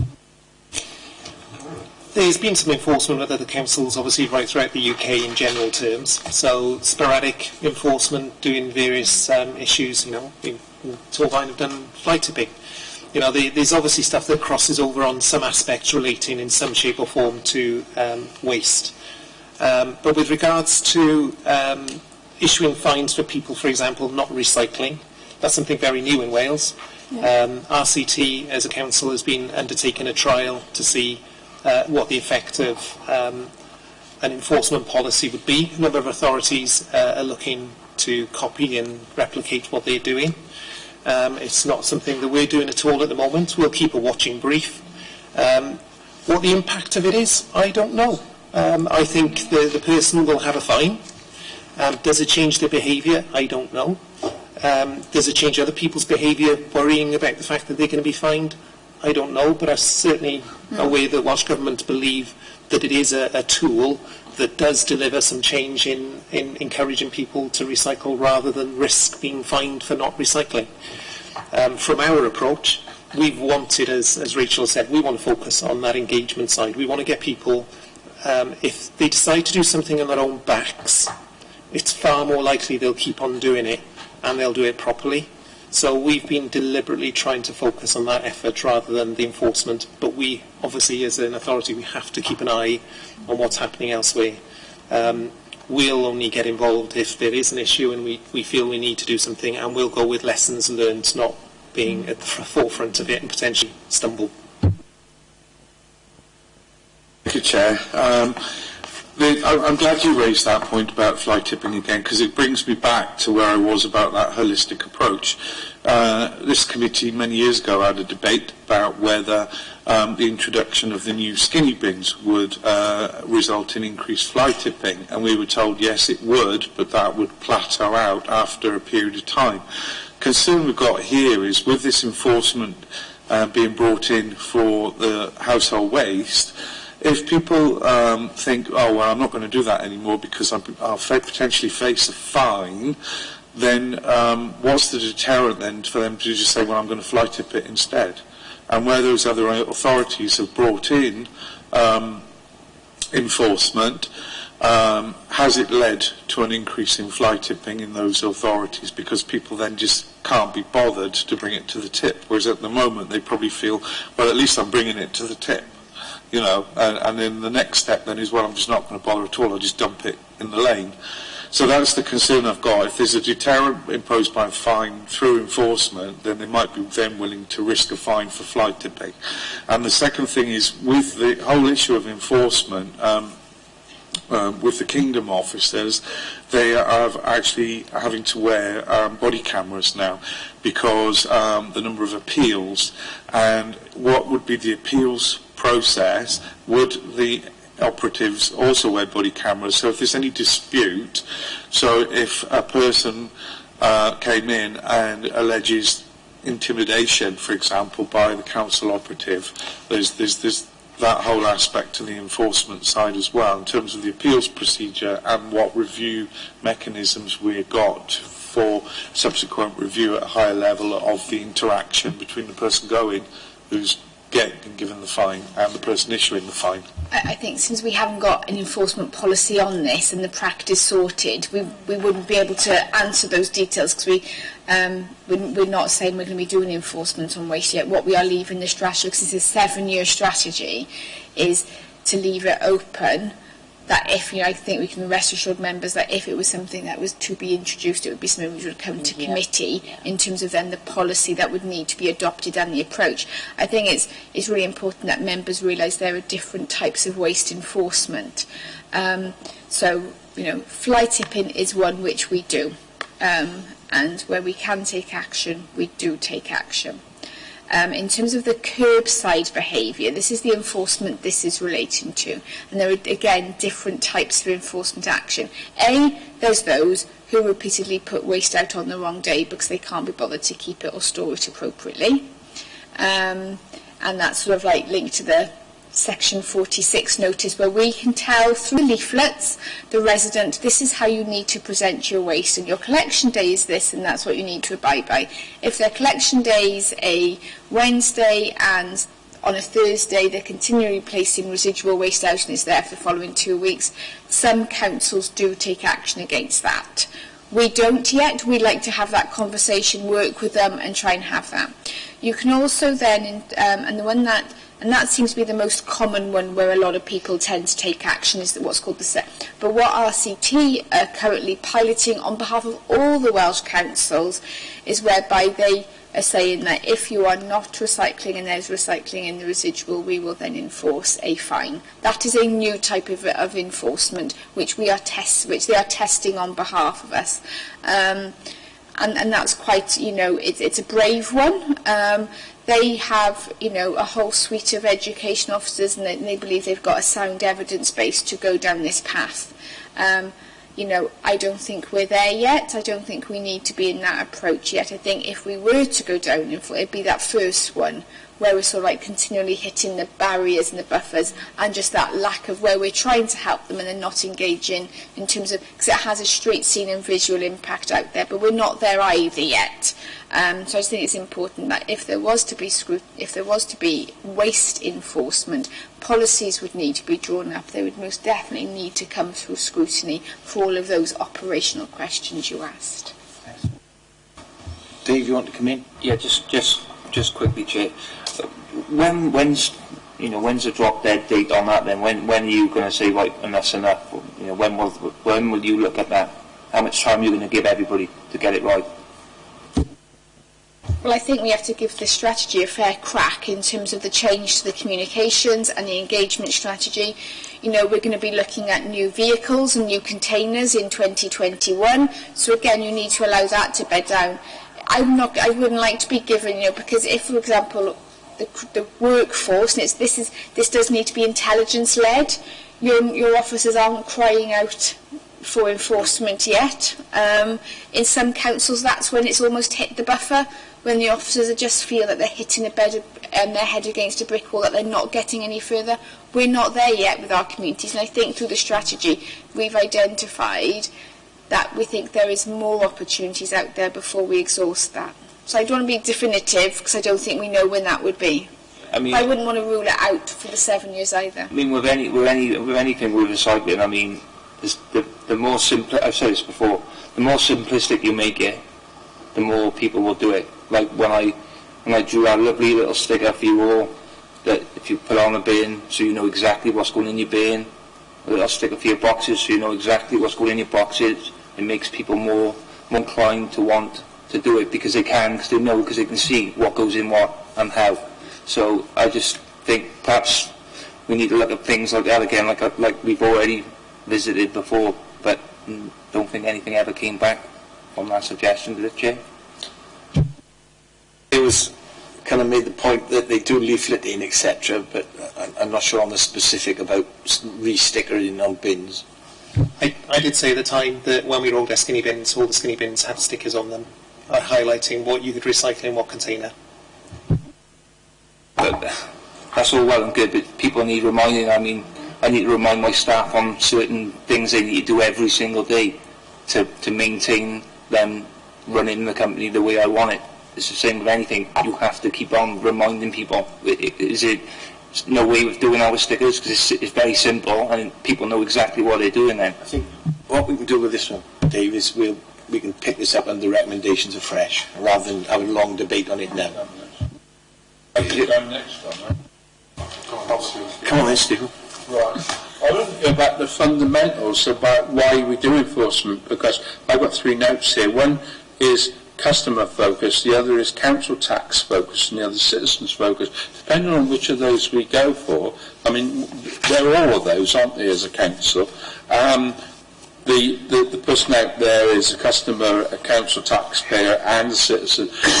The point about it is, if you're a responsible citizen, you put your waste out, you put your waste down, your recycling out there, you take responsibility, you do it responsibly. Now, the point about enforcement is that is, as you said very rightly, last resort. The problem we've got, and we've discussed this over the last 6 years I've been doing this, that is only the last resort. We've had Mike Johnson talking about Newport experience in my memory doing that, and it's when people don't do it or do it wrongly or whatever. So the point about enforcement is to get it back into some form or stop aberrant behaviour, as far as I see it. We then have people talking about I'm not getting my dues under the council tax. We hear that all the time as members. So why are we doing this? When we should intervene? I think it's a very important point about what you're making. I think it's totally last resort, and it costs a lot of money. And the stories we've heard about Kingdom and people, and when we go in-house, I totally support that. But the point I'm making about this is we need to be very careful about how we do this and why we do it. And I'm trying to get to thinking about how the house and where it's, and back to the education message. So I'm getting lost here at the moment. But when and if we're going to do it is when. Which is the question Councillor Thomas asked. Yeah. And we had an answer that not yet, there's fleet and other things to come in. So yeah, but I'm thinking about the fundamentals on it as well. Okay, can I bring... Yeah, Chair, thank you, because it's on this point, actually, following on from it. I think from what's been said from the officers and the exec member that this is not something that's being planned on being brought in immediately by Torfaen. It's a number of years down the line, and I think as part of the recommendations, Chair, we should perhaps put in a recommendation that the procedures and the policy for enforcement, when it's going to be implemented or it's about to be implemented, is reviewed perhaps by this scrutiny committee before they're adopted. But the second point I wanted to make was that there seems to be, based on the other answer, which I wasn't aware on, there seems to be two camps on the enforcement. There's the one that we've talked about that is going to be deferred, which is the inspection of the black bags at the household waste recycling centre. There's this other one that you mentioned now about Section 46s. I do feel that Section 46s is something that can be applied now, and I'd like more information on that. If people are consistently leaving their refuse out for 2 weeks prior to a collection date, then that's a completely separate enforcement issue from what we discussed before. Can you provide more background on that in terms of how much of an impact that's having and how successful the council has been in pursuing these Section 46 cases? Because I know historically from the fly tipping perspective the level of enforcement was something about 5%. I mean, it was terribly low. Yeah, I think we're not doing the Section 46 now. It's one of our tools which we could do. I also think the HWRC, we'll just be clear, it is something that is going ahead. It hasn't been deferred. I think also the reason enforcement is in here, and it's important for the committee to note, is when we did the public consultation back in 2016, this came from the public in terms of some of their frustration of some of their neighbours not doing it. And that's why it's part of that tool. So, because they actually requested that we do it more. Whereas we want to be able to go on that proactive journey. But I think everything else in terms of the scrutiny of future policies is, I've already said that is something we definitely have to do, be a given. With that in mind, I have to give my apologies, so I got telecom. With that in mind, Chair, I feel that if we're already legally empowered to do that, I would be in favour of an earlier adoption of that, especially as it's an area of concern that's already been highlighted as part of the consultation exercise, that is a concern for residents. We'll pick this up when we talk about recommendations here, rather than keep the officers here now. Can I just say that why I was going round the woods a little bit there, because I was conscious of the fact where people are talking citizen, customer and council taxpayer. You get it all the time as a member. And I'm just thinking, where we go? And we start using Section 46 or whatever. What we're talking about is what people have got in their mind, where they're going and what they're doing. That's the important thing. Why am I obligated to do this? Is it something I'm going to do automatically? And that's the problem. And you say, don't you, I'm going to do that, or I feel obligated to do it, or are they do? And is my neighbour doing it? And it's the important reason we do it. If I could just summarise in that sense, I know what you're getting at, Stuart. Yeah. It's just a tool in the toolkit. It is the last case. And either way, as reassured, it would be a given that it would be brought back here. I really do value what scrutiny have to say. I was a scrutiny for 10 years, and it is really good stuff. Quickly, I want to move off this, and we can pick it up. I'm not shutting it down. We'll have a discussion when we look at recommendations. But quickly, Karen. Just very quickly, Section 46 is legislation under the Environmental Protection Act. It basically says if the person puts the waste out on the wrong day, in the wrong container, and a whole host of other things, we can issue a notice. We've already been involved in informing people since 2006 with regards to this. This is an activity we've already been doing. That's why we don't have a huge problem with side waste throughout Torfaen, because we've engaged. The next stage with the Section 46, which has been suggested or Rachel mentioned, was that you can take that further, and that is fining people. So it's a straightforward, you issue them Section 46, you have a policy in place as an authority that says 3 strikes and then there's a fine, or whatever, it might be 1 strike and you're fine, and you issue fines. So this is the enforcement that we're talking about, where there is a major impact because people get fines. What we were highlighting is that at this stage we don't want to go down that route. We want to continue with the engagement. And as far as people putting their containers and waste out on the wrong days, generally having the conversation sorts that out. Most of the time it's people forgetting and putting the container on the wrong date for whatever reason. So we issue letters, do leaflet drops and stuff to try and encourage people to change behaviour. And we find that works.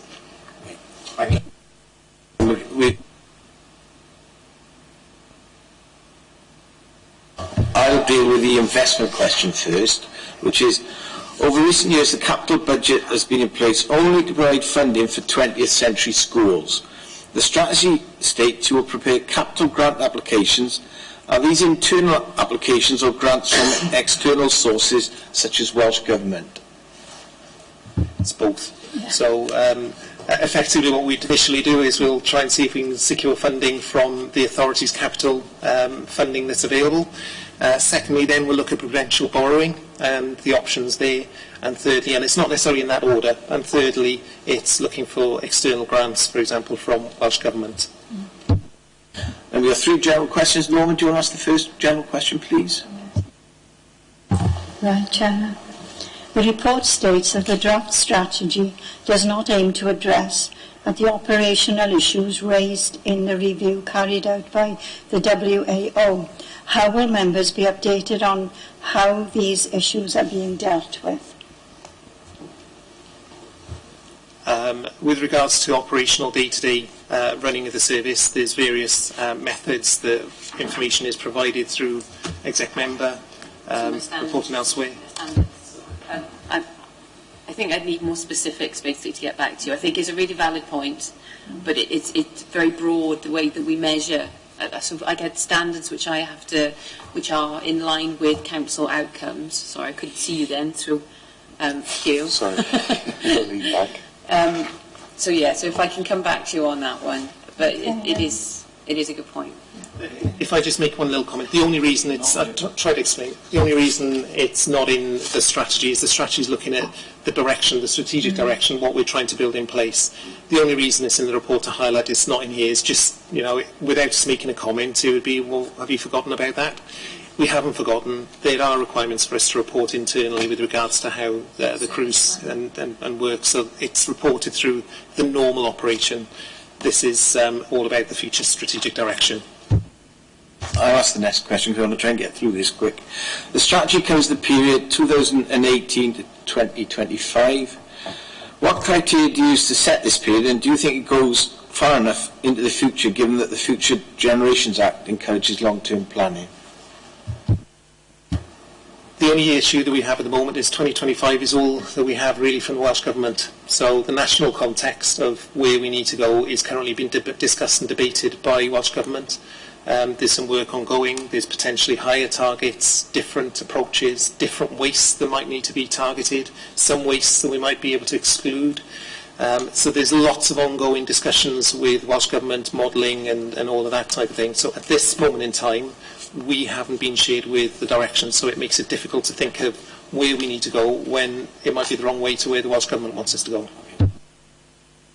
Yeah. I mean, we're all very clear. We all know what the Blue Planet is. Nobody needs to explain that. That not just that programme, but there's a whole movement where people are becoming very much more aware of it. Government's legislation, I suspect, they will be following, that will nudge very much what Hugh was alluding to in terms of it should be on the product production. So then that will change what comes into our recycling streams as well eventually. So it is also being mindful of that we're in it's a very movable feast. That's the way I look at it. Yeah, the surprising thing to me, Chairman, I might not be surprising because some people don't like to have targets set down within strategy, do they? But I'm just astounded that because we are driven by it, whether we like it or not, to a 70% target by 2025 from Welsh Government. So why isn't that down as a key objective to achieve 70%?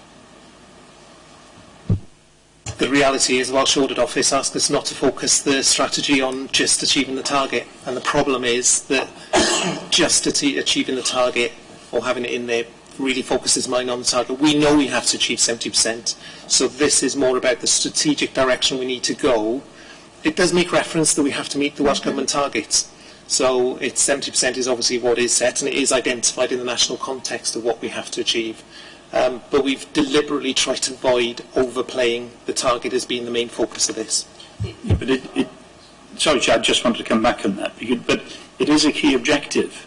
That's what we set to achieve, so why not have it there? And I've got a reason for saying that, or my reasons for saying that, because we have to look at this. You ask us as a key question, does Welsh Strategy effectively address the long-term needs of the service, not only meeting Welsh Government targets, that is one element of it, but by achieving sustainable improvements? And what I've seen of the strategy, I think it's demonstrated to me we achieve sustainable improvements, but it's not answering the other part of that question in terms of meeting Welsh Government targets, and I can't see from what's being presented to me how I can evaluate that.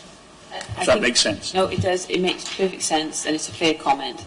The way that I would look at it is think about outcomes. Is that if we just look at the target, then we could chase a target that doesn't necessarily hit the outcome. The outcome and objective of this whole process, why legislation over the last decade or more has been placed into councils, is to actually make sure that we get high quality recycled items at the end of it. If we end up chasing a target, we may end up not doing something that does actually have a positive impact on the environment. We get the target, commingled, for example. Commingled doesn't have the highest quality in terms of the recyclate that you get at the end. Still get the target, or you might still, maybe not quite as poorly, but it still doesn't get you the end outcome. The end outcome, I really feel it's important that we focus on making sure that we get high quality recycling and the actual intentions of what we're trying to achieve as a Welsh Government and as a council. Okay, I'll accept that, but I would still believe, from my point of view, that I would have that 70 in there as well, as not instead of, and I take on board what you're saying, that it is about outcomes and nothing else. So I totally accept that. Thank you. I think that's a good point, actually. I take on board what Fiona's saying about that in terms of we can get tied down to the 70% by a certain date, and obviously the long-term strategy of the Welsh Government beyond 2025 will be then for them to produce a new set of targets and another deadline. So we'd have to meet again and revise the strategy target and the end date. So I take on board what you're saying. I also take on board what Alan's saying, is it should be a stated aim and objective of the council as part of the strategy, that we have to strive to achieve those targets. So I think there's sense in both sides. The point I wanted to raise was a very minor one. Given we're now into 2019 and the report is supposedly covering the period 2018 to 2025, and at this stage the policy is still a draft, should we not revise the start date of that period that it covers from 2018 to 2019? The reason it does start from 18 is that we started working on it, and a lot of the work to be able to get the black bag sorting and the reuse shop bang in 1919-20 year was that a lot of that work has been done now. So the team haven't stood still while they've been preparing this, and it felt wrong to not recognise that you have been implementing improvements and doing this work towards this strategy even while it's been in its formation. So that's the reason why, should you want to change it, that's obviously your recommendation, but that's clearly that you haven't stood still and it's been happening even while you've been preparing the document. Thank you. What are the resource implications on the service by delivering this strategy? It's a little easy one to finish on. What are the resource implications on the service by delivering this strategy? We won't know until we actually get to the various actions. So the strategy itself isn't resource intensive, but the actions relating to the strategy could well be very significant. I think the point was, Chair, it's in developing and implementing, not necessarily those people carrying it out after that, because it relates to the issue that we've had. We first had the report in 2014, and that was 2019, and it's because of resource issues. You haven't had the people to develop the strategy. Do we have enough people in place to develop the actual plan going forward? Specific. Staffing issue, and it'll have to be dealt with internally within neighbourhood services really, but within the team, unfortunately, I still have some sickness and illness, but we have officers in place that this strategy has been developed in order to ensure we've got sufficient capacity with our full team. So we're not looking for any sort of increase or change. This is about our, if you like, workload for the forthcoming 6 years, 2019 onwards. So the team that we have at the moment is the team that's been working on all of these activities and previous activities since pretty much 2010. We've had a short-term issues with regards to senior management, with regards to the need for obviously replacements, and also some sickness that unfortunately we've had over the last few months. But as far as moving forward, hopefully everybody is back in place and well, and we'll be able to deliver it. So as far as the team, we've got sufficient members in the team. As far as resources for delivering, for example, replacement vehicles and things like that, well, that's something that would need to be put together as a plan and a recommendation for capital investments and stuff. Yeah, and I think, Chair, because the other stress on the department is lots of this in the plan is front-end loaded. Yeah. I mean, there are 23 out of 31, 32 elements to it that are in the first couple of years. So there's a lot of work there. It is, and I think Rachel made the point earlier that when we replace a vehicle, might have been Nicola, I'm not sure, but when we replace the vehicles, we need to consider things like containers and other things at the same time. So yeah, you are right. However, there are review processes further down as well. But as far as when a lot of these reviews, route optimisation, a lot of things happen together as part of an overall project. We're familiar with those. When we've done skinny bins and changes there, we effectively did the same process but in a different project. You know, we looked at containers, we looked at the vehicle fleet we needed, we looked at the route optimisation for the collections at that point. So it is something we're familiar with. So it's not something alien or new. It's something within the team have got skills. And RAP as well, we engage very, very closely, and even then as well, we're working closely with RAP because they've got additional support that they can provide towards us to assist us through these stages.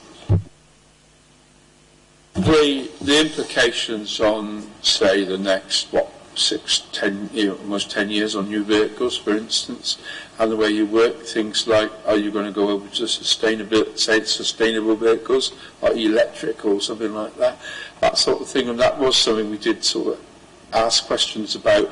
Obviously, new ways of working that you might not even envisage coming up,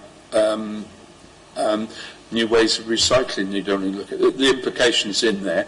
Remember, I have redesigned vehicles when I was involved with it, and the whole thing about that whole future generations thing, which are coming down at a hell of a rate of knots. I wonder what you're looking at there in respect to that, because the change on that is quite dramatic, isn't it? I'm going to come in there. Each time we hit any kind of big development, I anticipate that we would be asking your feedback on those specifics.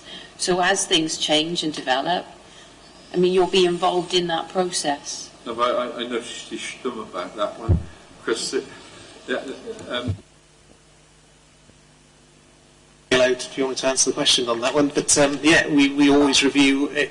Obviously, when you go out for procurement of, for example, vehicle fleet, as part of that procurement, there'll be a specification that's pulled out based on what sort of vehicles that are potentially out in the market.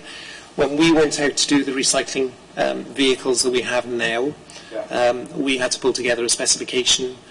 Some of the designs of vehicles that exist today that is utilised throughout a big chunk of Wales now for curbside sort didn't exist. They weren't available for us. But they are available for us. They're not electric vehicles, but they are available for us right now. But in 2 years' time, those vehicles will be substantially different again. So where we'll be in those 2 years' time, whether or not they could be electric fleet, they could be sort of various fuels, and I don't know. The market changes so quickly. I'm going to ask an obvious question. Will the current question on everybody's mind in March affect that at all? There's lots of issues about what may or may not happen in March. I think in reality, I think it'll affect a lot of potential council services for us in waste in particular. Not specific to this strategy or anything here, but just for information. Obviously, we'll be concerned because we've got material that we collect for recycling. That material is recycled predominantly in the UK. But, you know, those vehicles might not be, the haulage vehicles might not be around because they might be stuck in a port somewhere. Yeah. So there's always problems and issues, but we're working with our reprocessors, and they have plans in place already. And I don't want to go down the Brexit route today. That's all the questions now for today. I'd really like to thank officers and the executive member for their time. We've spent a lot of time today, but as Fiona said in her opening remarks, this is a really important strategy that is really on the front end of impacting on our residents. So thank you very much. You're welcome to leave the meeting now so that we can formulate our recommendations. Have a 3-minute comfort break, and then we're going to get on with the meeting.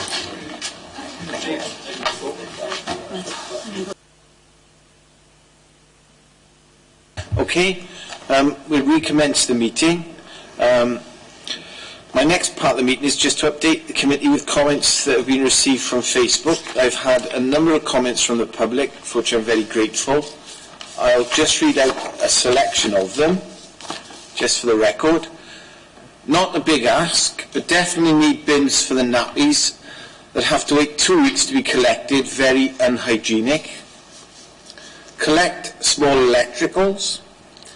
Best of luck, you'll never please everyone, but do the very best you can. Replace the black recycling bins, which are always being broken, with a full-size bin, hopefully would result in less mess and complaints. Recycle plastic bags and films. Our black bin would be pretty much empty then. Last comment I'll read. Over Xmas, we wait in line for the recycling tip for over 50 minutes with littles in the back of the car. We are trying to be responsible, but tip workers don't care. That's just a selection. Kath, I'm sure you can circulate all the comments to the committee, but I'm very grateful to the public for passing in those comments, and please rest assured that all members of the committee will have a chance to read what you've submitted. Okay. Chair, now, as Chair, I'm going to ask the members for their thoughts in formulating the recommendations. I think what I'll do now is I'm going to hand over to Kath, who's been making copious notes of the things we've been suggesting. We'll go through it with Kath, and then if members think there's anything missing from what they've said during the meeting, please raise it. Thank you, Chair. So just to reiterate, the key question that you are hoping to be able to answer this afternoon after speaking with officers is, does the waste strategy effectively address the long-term needs of the service area, not only in terms of meeting Welsh Government targets, but by achieving sustainable improvements? So as the Chair said, I've been making some notes as I've gone along, and I've identified anything that I think could be a possible recommendation. That's obviously for you to decide, and if I have missed anything at the end, obviously feel free to come in. So the first thing that I picked up on was quite early in the meeting, and it was yet another vision.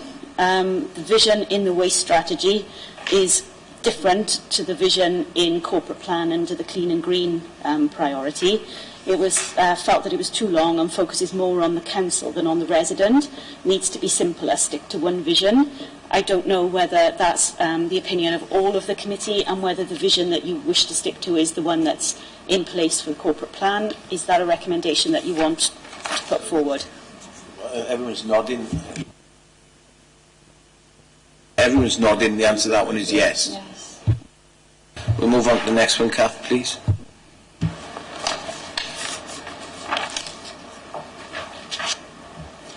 Okay.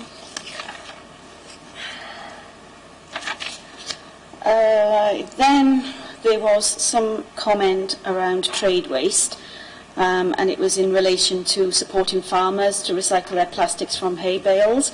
Now, at the time, I don't think officers really said whether that was something that was possible or not possible, but if, as a committee, you choose to put it forward, well, then it can always be put forward as a consideration to look more into whether or not that is something that's possible. I know that there's councillors around this table that represent wards like Pontypool and Cwmbran, but just to remind members that we do have 9 rural wards throughout the borough. I think nobody was suggesting we don't take that. Yeah. Yes, we'll take that one on. Yeah.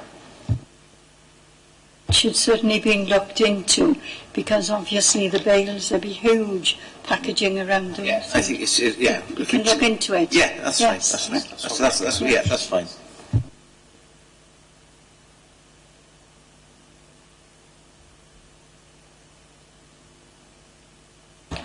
If we then move on to the monitoring table in the document, where everything other than customer or community was indicated to be a high priority, whereas customer and community was listed at a medium.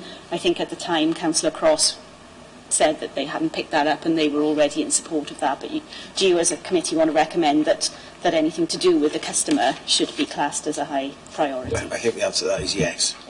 Absolutely. Yeah, Customer should be there at the top. Yeah. And not in the mediums at the top. Yeah, that's unanimous.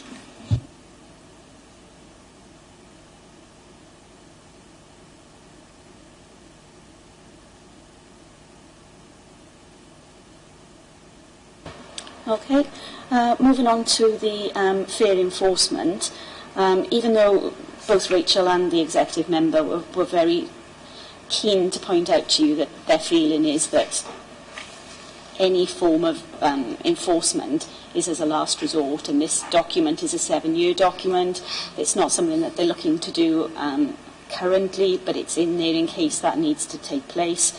There seemed to be strong feeling around the table that if that was the case and they did want to go down the route of enforcement, that they consider working collaboratively with the in-house environment and civil parking enforcement team to roll it out so that, you know, there's fairness across the board and all service areas working in the same way towards enforcement. And then an add-on to that a bit later in the conversation was that if, and I think is a given anyway, but if this does come to the point, at any point where they are considering taking enforcement forward, then that policy would need to be scrutinised by this committee before it goes any further. The general consensus, I think, amongst members generally is not to be outside agencies, inverted commas, but to be done internally. I think she did give us an in-house assurance. Can I add that there's a very interesting document. I suppose it was a Guardian, it wasn't. It was actually BBC that had done a very interesting study. There's a lot of authorities have all come to the same conclusion. It's actually on the BBC. It was there last night. Yeah, but we just reference that. To what we actually say in the cabinet. You're across all parts of the council, is what you're saying. Yeah, I totally support that. Yeah. We'll move on. Moving on then, a simplistic approach is the best. Revisit the approach of reminding and refreshing residents what can and can't be put in skinny bins, and that's by whatever is deemed appropriate, whether it's stickers or leaflets or... I think, in fairness to Councillor Thomas, he was quite specific about that we ought to refresh these stickers. Yeah. And I think we need to reinforce that point. We did raise it, David, a year ago. So, do you... Yeah. Support that 100%. Stickers are so simple. And I mean, yes, we had stickers in the beginning, but perhaps they've lost them. Yes, yeah. Can I also... One thing, bearing in mind I've got people with disabilities in my household, it's also their literature just be coherent, and it's not. And it's down to the comm stuff. Stickers brilliant, and it just has to be coherent because it's so difficult to follow. I think the word we should use is not coherent, it's accessible. Accessible, yeah. But good idea. But it's not simple at all. That it's actually and it's doing disservice to what you're suggesting. I think we'll make that point about. I did. Dennis, David, you raised this over a year ago, and we're going to raise. We did promise to reiterate it. Yeah, but it's plain English as well. Yeah. Okay. So. Yeah. Yes, Chair. I mean, I'm not going to add any more to lengthen it, but yeah, it's very important. It's 3 years ago we worked out to be that the skinny bins came out. That's you need to stay on top of things like this and stickers. The more simplistic it is, the more people are inclined to do it.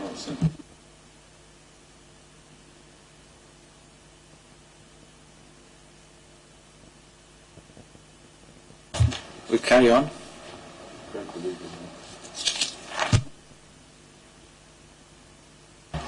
And then the final one that I've got is around the target of the 70%. So I think Councillor Cross gave, quite an informed response to that question, but I think there was a recommendation there about even though the target is set by Welsh Government and is not the only reason that the strategy is put in place, it is a key objective and it should be mentioned in the document accordingly. But I don't know if, Alan, you've got something you want to add to that. Sorry. I was referring back to the target of the 70% and where Councillor Cross agreed with you that it is a target that's set by Welsh Government and it's not the only reason that the draft strategy is put in place. However, it is a key objective that we have to reach, so it needs to be put in there quite strongly. Is that what everyone's view is on that? One other thing to dwell at length on, is there any mileage in simplifying the flats? We did. Sorry. You did talk about flats a lot, and also Nicola from RAP came in as well and said that there are always going to be areas where there are issues and they're working directly with them. But I didn't think that we picked up on anything specific as a recommendation. But Councillor Parish has... Yeah, there was. Can I just come in first? There are a few little things to note, not for recommendation, things like, for example, on the flats, a specific example is going to be given to Dave Thomas. But we can pick that up under the note. That's not a recommendation. Rachel will pick that up. And there are other little things on the action sheet that Dave Thomas was going to share some data with Cynnan. They will get picked up, Dave, under the action sheet rather than as a recommendation. Is that okay? Yeah, I appreciate that. Yeah, perhaps the RSLs can be contacted and ask them if they'll cooperate, especially with the flats, finding spaces for the equipment they need to recycle. Yeah, I don't want to put something And if the RSLs are going to build new flats, bear it in mind if they put the planning applications in, they need a space for that in flats. That's what we said the other day. Always say it again. I'm quite happy to put something in along those lines. I think if we, along the lines of something simple, what they said there, were a lot of simple recycling, it's not, where they've got space, and they can do that as long as it's not overtly. Because otherwise we're not going to take these tonnages up, aren't we? Yeah, so no. Can we make that a general point, no? Something along the lines, we recommend steps are taken to improve collaboration with the RSLs in respect of recycling at flats, something like that. Yeah. And bear in mind... Kath will probably come up with better form words than I have. Yeah, and bear in mind future planning applications are...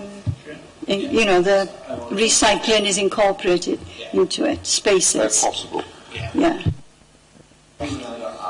Specifically with regards to flats, Chair, because I do have a number of other points as well, but specifically with regards to flats, they've said that there was resistance from Welsh Government towards away from commingled.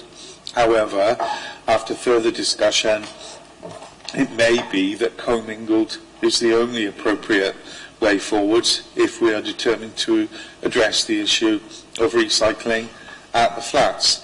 Now, with that in mind, obviously we're not in a position to do it now, but I think it should be a recommendation of this committee that when they're undertaking a review of the requirements of the replacement vehicles, that should be taken into consideration at that point as to whether they wish to extend the service to include commingled purely for residents in flats, and if so, the new vehicles should be designed to accommodate that. Let's just take a view on it. You're saying you're not in support of that, Stuart. I think what she was talking about, she called it commingling, but what she meant was two recycling streams together. It wasn't commingling in that it was two bags put together. It wasn't strict commingling in the true sense of the word. It was meant that they could put two things in a bin, in a bag, not commingling and dumping it all in together, because we really haven't got the facilities for it. I'm really not keen on commingling personally. Other views on that? I won't be voting for it. Anyone thoughts, Alan? No. Norman, do you have a view on that? Well, it was mentioned, wasn't it? They could put two things together. 2 bags it was. Yes, yeah. If we keep away from it, because the Welsh Government will hate it. Yes, yeah. You, can we, Well, the fact that perhaps commingled is not the right term to use in this sense, because the officers said that they are currently extending a recycling scheme where requested to do so by particular residents of the block of flats. Yeah. So they're not offering a full and comprehensive recycling service, but there may be a provision of a black box upon request. Yeah. Now, Fiona mentioned that it could be as much as 2%. 2% is a big amount. It's right. And it's the same figure as they mentioned. It could be as high for litter as well. When you're looking at £100,000 fine per 1%, there needs to be, I think, more in the plan in terms of what they're going to do to address this capturing the recycling at the flats, because it's a significant amount, I feel. No, I agree with that. How about something along the lines of when officers come to reviewing the requirements for new vehicles, that they consider the requirements of any alternative approaches specifically for flats? Yeah? Okay. That means both our objections. Okay. Okay. Mr. Chair, I mean, it actually relates to this issue of trade waste. There seem to be a number of issues brought up about why we can't do what we do in cost of wages, blah-de-blah-de-blah, and all the rest of it. Yet there are 4 elements related to trade waste in the plan across the years. I just wonder if at the outset we should really start to have a total review and a total new look at trade waste. Indeed, should we be in it? Shouldn't we be in it? How can we actually totally re-engineer trade waste to make it A, capturing the amount of recycling that we want to recapture, and B, not do it at a loss. So I appreciate it, there's a cost to it, but I don't think you should just do it at a loss. But I mean, there is a great amount out there for us, so we can go and get it. But I just think it needs a total view. It may be somebody else doing it on our behalf, whatever. But I just think they talk about growing it within the plan. I can't remember the elements now. So it's reviewing trade waste, greater access for local business communities, then relaunch trade waste, then review current trade waste 23-24, then develop and grow trade waste service 24-25. So if there's a lot of work to be done, I just think it needs a total rethink in terms of how we approach it.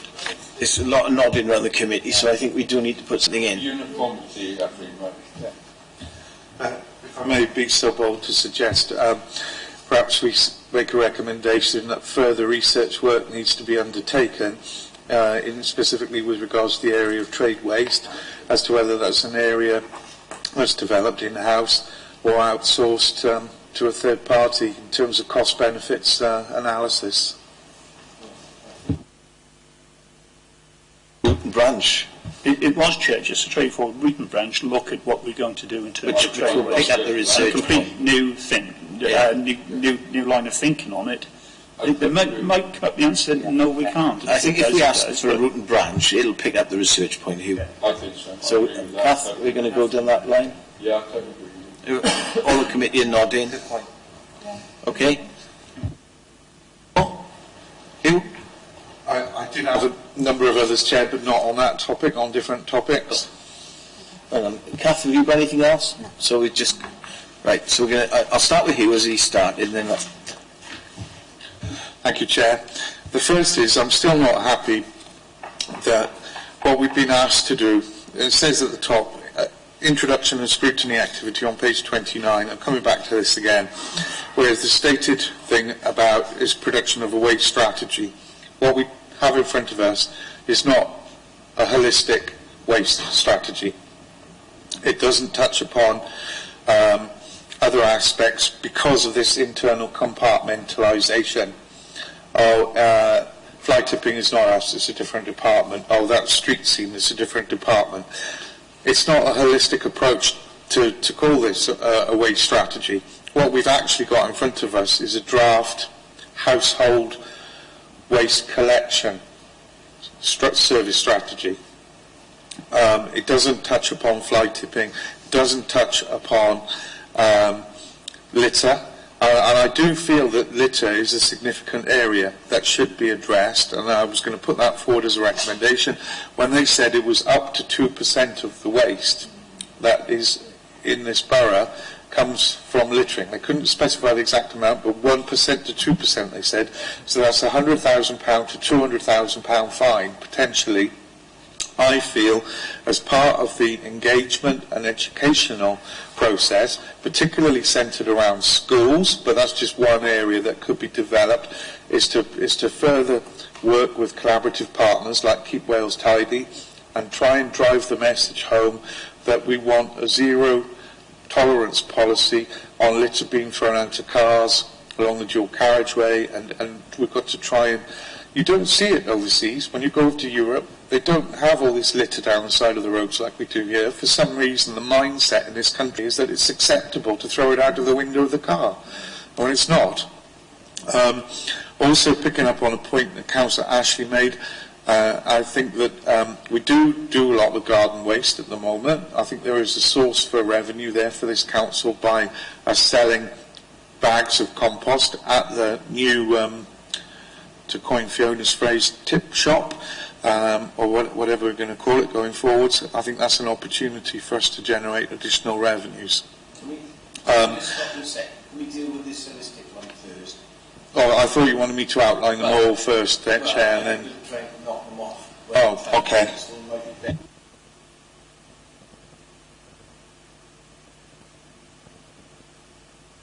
Thanks, Chair. I was halfway through it. I do think there's the opportunity for us to have further engagement with the Welsh Government as well. And I think that should be a recommendation to engage with them to drive a reduction in the usage of single-usage plastics. And I mentioned litter already. Yeah, that was it. Oh, finally, the review and revision of the priorities. The table that they've got, the appendix after it, sets out a timeline, and the priorities table doesn't. And I think it would be more appropriate if they edited that table, so because they put everything apart from the customer-facing stuff as medium priority, everything else was high priority. But, for example, the developing, getting the new vehicles, it is a high priority, but it's not a high priority now. It's a high priority in 2 years, when they actually look to source the new vehicles. And finally, my final thing, which was more of a note and something perhaps we can raise it as not specifically a question, but unless other members feel it should be worded as a question, but there are concerns, I feel, about the high strategic risk to the implementation of this plan, because it's mentioned in a report about funding, and all the funding goes on to 21st century schools, and the fact that they're looking for sources of external funding for this. The main basis of the deliverance of the plan in 2 years' time focuses solely on getting those new vehicles in place, and there's a high risk from funding, not getting the funding. To try and unpick that in order. So I'll bring Alan in first, and then we'll go. Yes, Chair, just related to the third point, because then Councillor Bevan might have misinterpreted that chart from there. That isn't a chart about priorities in terms of doing the jobs and the plan. That's in terms of priorities and monitoring, all of it on an ongoing basis. It's a monitoring chart, not, put this in front of that one in terms of the rollout of the plan. That was all. Well, yeah. Right, this first point now about what you're saying is this isn't a holistic plan. It's compartmentalised, it's only dealing with household waste, and you want it to be much wider to incorporate other strands of council business and external collaboration. What's the views of the committee on that? So, Kath, do you want to say something? Go on. Only briefly, Chair, that back in 2015, when the WAO came in to review this, they very much pinpointed the areas that they wanted to be considered in the waste strategy, and it was all very much about what's, waste. And I know that litter and I know that fly tipping all eventually becomes waste, but it's how we deal with waste at the curbside and how we deal with waste, that members of the public generate at their house, or trade waste, rather than what's generated through the wrong means, then, if you like. And officers have very much taken on board all of the proposals for improvement that Wales Audit Office have put together in order to produce this document. But maybe and I understand what you're saying, and I don't dispute the fact that you think that it should be holistic, but what they're working to, it could be that rather than calling it a draft waste strategy, that it's reworded so that it is clear that it is about household waste. Is that an option for you before we go any further? It's obviously your decision, but I just wanted to point that out, that they're working very much towards the proposals for improvement the Wales Audit Office gave them, and that wasn't to consider fly tipping and littering, and perhaps the title isn't clear enough, it's giving the wrong impression. It would be to call it the draft household waste strategy, and that would get over that, because I think they've done a year's work on this already. If they try and incorporate all that wider stuff, it's just not going to happen in time. I don't think we can include all that in there.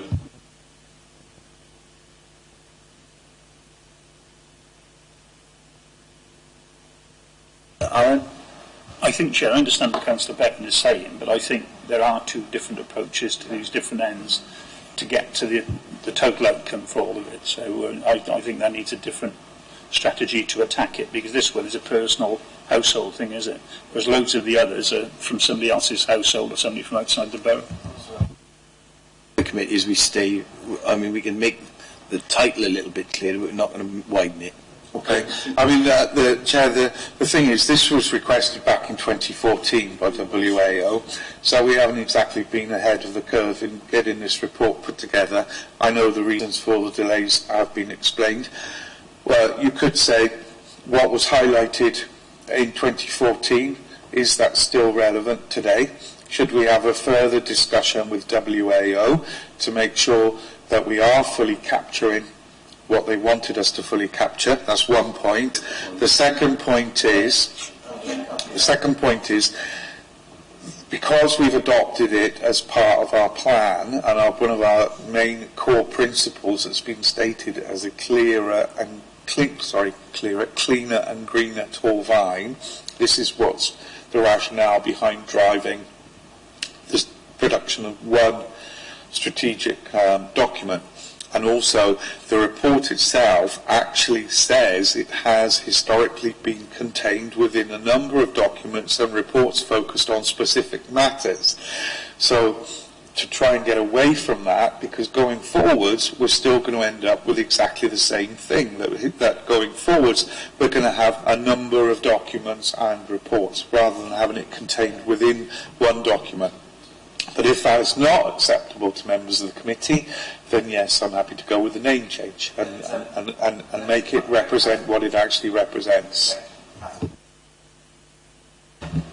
To clarify, Wales Audit Office came back in at the end of last year and revisited. They've interviewed a number of members. The Chair was one, Councillor Cross was another, to look at what has been done. They've come in to do a review on this because we were at the point that we still didn't have a waste strategy. They are now happy with the proceedings, and a report has been given very, very recently to say that. There are no further proposals for improvement because they are happy with the approach that is being taken. So that's an answer to question one.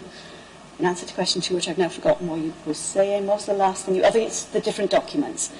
They were referring to, back in 2014, they were different papers. They weren't on different subjects. They were all on household waste. And there were some that were cabinet reports, some that were council reports, some that were scrutiny reports. But the information from all of those different reports did not feed into one document. It wasn't that some documents were about litter, some were about fly tipping, some were about waste. They were all about household waste, but they were captured separately rather than in one document, which is what this strategy is. I don't know if that helps.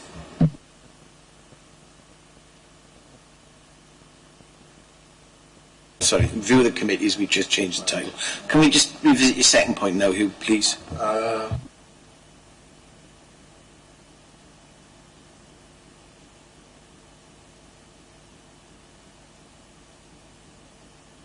Thoughts on that, members? Stuart, this was one of your big issues. I brought it in, and I would like to respect that, without belaying the point too much, that we ask for that to be done somewhere. Please. I brought it in every time we discuss this subject. I don't see why you shouldn't. Can we make can the recommendations say on that what scope there is for recycling compost? Rather than, because the impression I got that it's very difficult. On that side. But we can, so rather than, we'll ask a question what scope there is, which will partially pick up your point, Hugh, but you're happy with that, members? Yeah. Okay. Yeah, just look into it.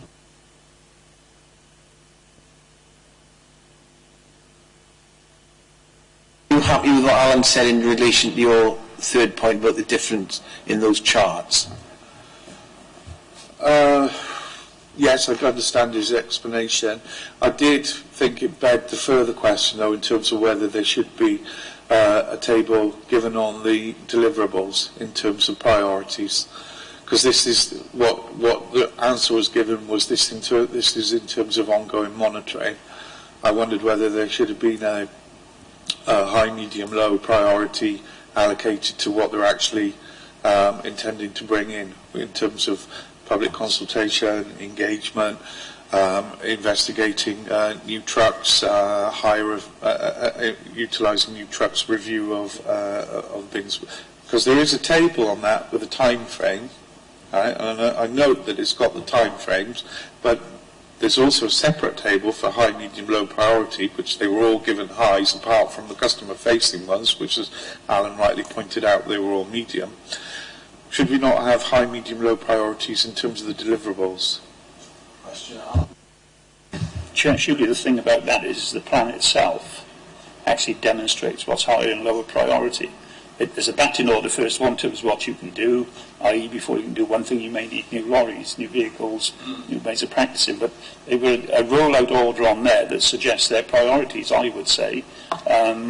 You wouldn't actually put something down in plan that says high priority and put it in the last year, would you? So I think that's demonstrated in that way. As I said, the other thing is just how they monitor those on an ongoing basis. Sorry, monitor the whole service on an ongoing basis. So I can't see. The point being was that the scoping out of the new vehicles and acquisition of new vehicles is a very high priority, but it's not a high priority right now. It's a high priority in 2 years' time when the existing fleet reaches the end of its usage period. Securing the funding in place for acquiring those vehicles, that's obviously a high priority, but that's not a high priority right now. But that does need to be done before the acquisition of the vehicles. They have to get the funding, so they need to start looking at funding maybe 6 months before, or however long it takes. I don't know. That's where I was trying to go with that.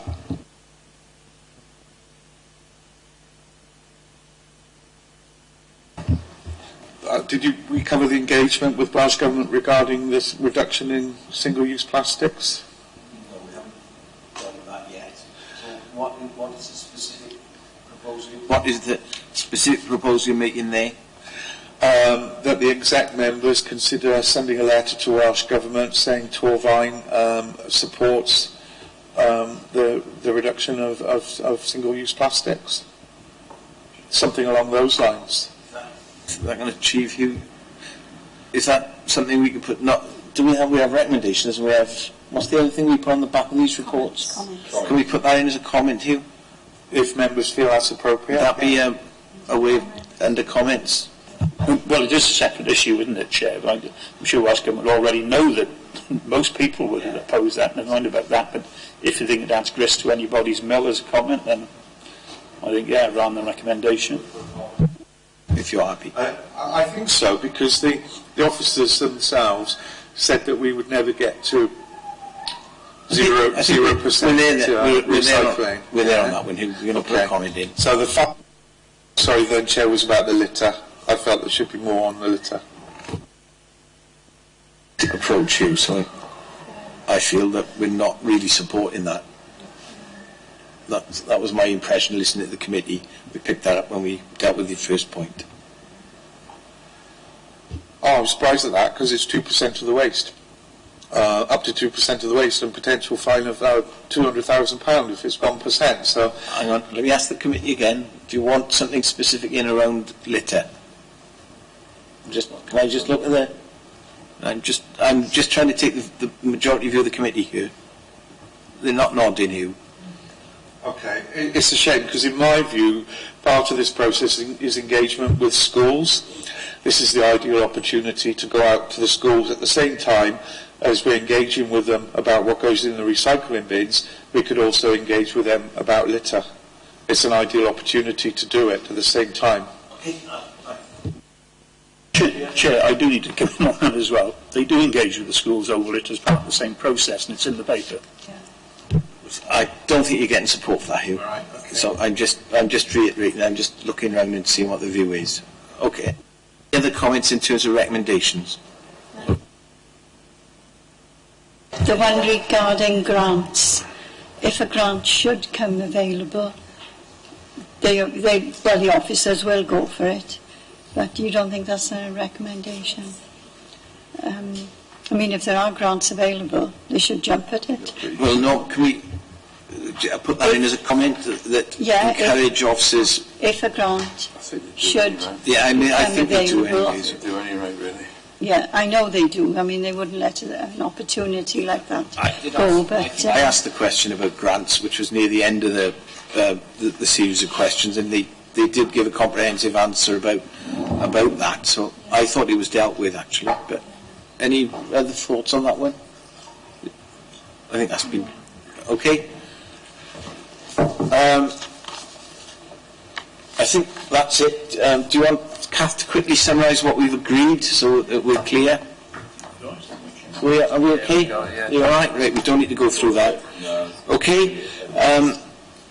That's that part of the meeting. We're now moving on to item 6 on the agenda, and I'm very grateful that Lynn Williams has joined us. We're now looking at the formation of a task and finish group. As you're aware, we have this additional report to consider today to seek agreement from this committee to establish a task and finish group to review the proposed budget mitigation for Cumberland Farm, looking at options for implementation and defining the preferred service model for the future. That was a bit of a long sentence to read. I'm going to hand over to Lynn because Lynn's kindly agreed to present this paper to the committee. Lynn? Thank you, Chair. Good afternoon, members. This is a standard report that comes to any committee when they are seeking to set up a task and finish group. As members who attended the cross-cutting scrutiny committee last week will recall, one of the recommendations that was made to Cabinet is that the proposal to reduce the reduction in subsidy to Cumberland Farm was supported in principle by overview and scrutiny, but there was a recommendation that this committee should form a task and finish group to look at those proposals, the implementation of that proposal and what that would actually mean. So this paper in front of you today is seeking approval by the committee, as set out in the Constitution, to form a task and finish group to look at that issue. So that's the first point that you need to consider. As a committee, are you happy to form a small task and finish group? There is a terms of reference attached to the report that sets out the work that the task and finish group would be expected to undertake. I would like to draw your attention to the time scale on the final page.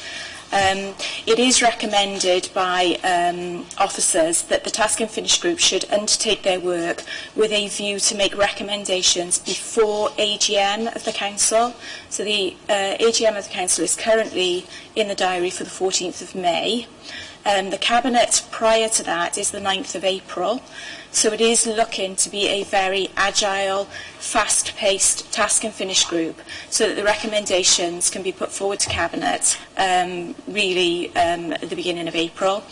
And that is so that if the proposal cannot be supported by the task and finish group, and this committee then endorses that proposal and puts it forward to the executive, it gives the service area enough time to look for an alternative saving, because obviously there is a saving attached to the proposal. If that one can't be achieved for whatever reason, then it has to be achieved by some other means. So we have to give them the full year to have a look at that. So what we're asking you to do is, firstly, are you happy to form the task and finish group? If you are, we'd be seeking for nominations. We'd be looking for no more than 5 members, and that's to make sure that the group can be agile. Most of the meetings will be proposed to take place on a weekly basis because of the timescale, and it may be that a lot of that information will be circulated via email or through presentations. So you do need to consider that before putting yourself forward. Within the Constitution, task and finish groups do not have to publish agendas, reports and minutes, and that gives them the agility to undertake the work in quite an informal but quick pace. But it must be reported back to this committee. So what we would suggest is at each stage that this committee has a meeting, that a report would come back from the task and finish group to say what work they've undertaken, what conclusions they've drawn, and is the committee happy with that? And the final report, the final findings would have to come back to this committee for full ratification before it went back to the executive. Thank you. There were 2 big points in there. One is the time frame. Let me just finish. One is the time frame, and it's got to be done quickly, so there's quite a commitment. And the other thing is the task and finish group will not have the final say, it will be the full committee. First off, on the very first point you made, in that you said there was an agreement to adopt this in principle. No, there wasn't. The consensus was to reject it, subject to it being deferred to going through a task and finish group. There was no agreement to adopt it in principle. So I want to be perfectly clear about that, because that was what the consensus was, that it should go through a task and finish group. The second point is with regards to timelines. I can understand why they're asking for this to be done by the AGM for full council in terms of the implications on council budgets and projected expenditure for the year ahead. However, the chair, when we met at that cross-cutting committee, said to myself, which I hadn't heard before, that the partner that was interested in pursuing a trust type model for taking on the farm has withdrawn. And from the earlier, when it was reviewed earlier at oversight and scrutiny, the consensus among members was that was the preferred option, was to find a similar model to the Leisure Trust, the stadium, in finding an external partner who would be prepared to take that on, and for the council therefore to be able to adopt a tiered funding scheme over the years going forward. So it reduced to the point that it was 0 over a number of years. The concern I've got over the timeline is, given that the preferred partner has already withdrawn from the process, I have strong reservations and concerns in terms of whether that would give us as a council sufficient time to re-engage, to go out and put this up for tender again and to try and find a partner to go down that route, given that that's what the consensus of the committee was before. I'll let Lynn come back in first. The recommendation that was formulated by the committee after all 4 groups had considered that budget proposal was that it would be agreed in principle subject to this committee. So each table considered it and put their recommendations forward, but at the end of the meeting the members that were remaining had a consensus, and that was what was presented to Cabinet on Tuesday and has been circulated to members for approval. With regards to the Task and Finish Group and what the remit of the Task and Finish Group would be, it's not for the Task and Finish Group to find the organisation or whatever to take that forward. It's to consider what options are available to the council to operate that the farm within the proposed reduced subsidy. So they would put whatever preferred option forward to the executive. It would be for the executive and responsible officers to do the implementation.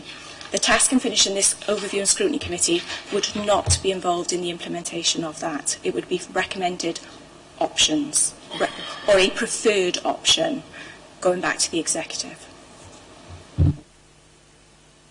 Thank you for clarification on both those points. I'm disappointed to learn that, subject to discussions with the other groups, then the consensus was that they would support this in principle, and I think that's a politically driven decision, which I didn't want to get into the politics of things, but to me it further stresses the importance of having a cross-party work and finish task group.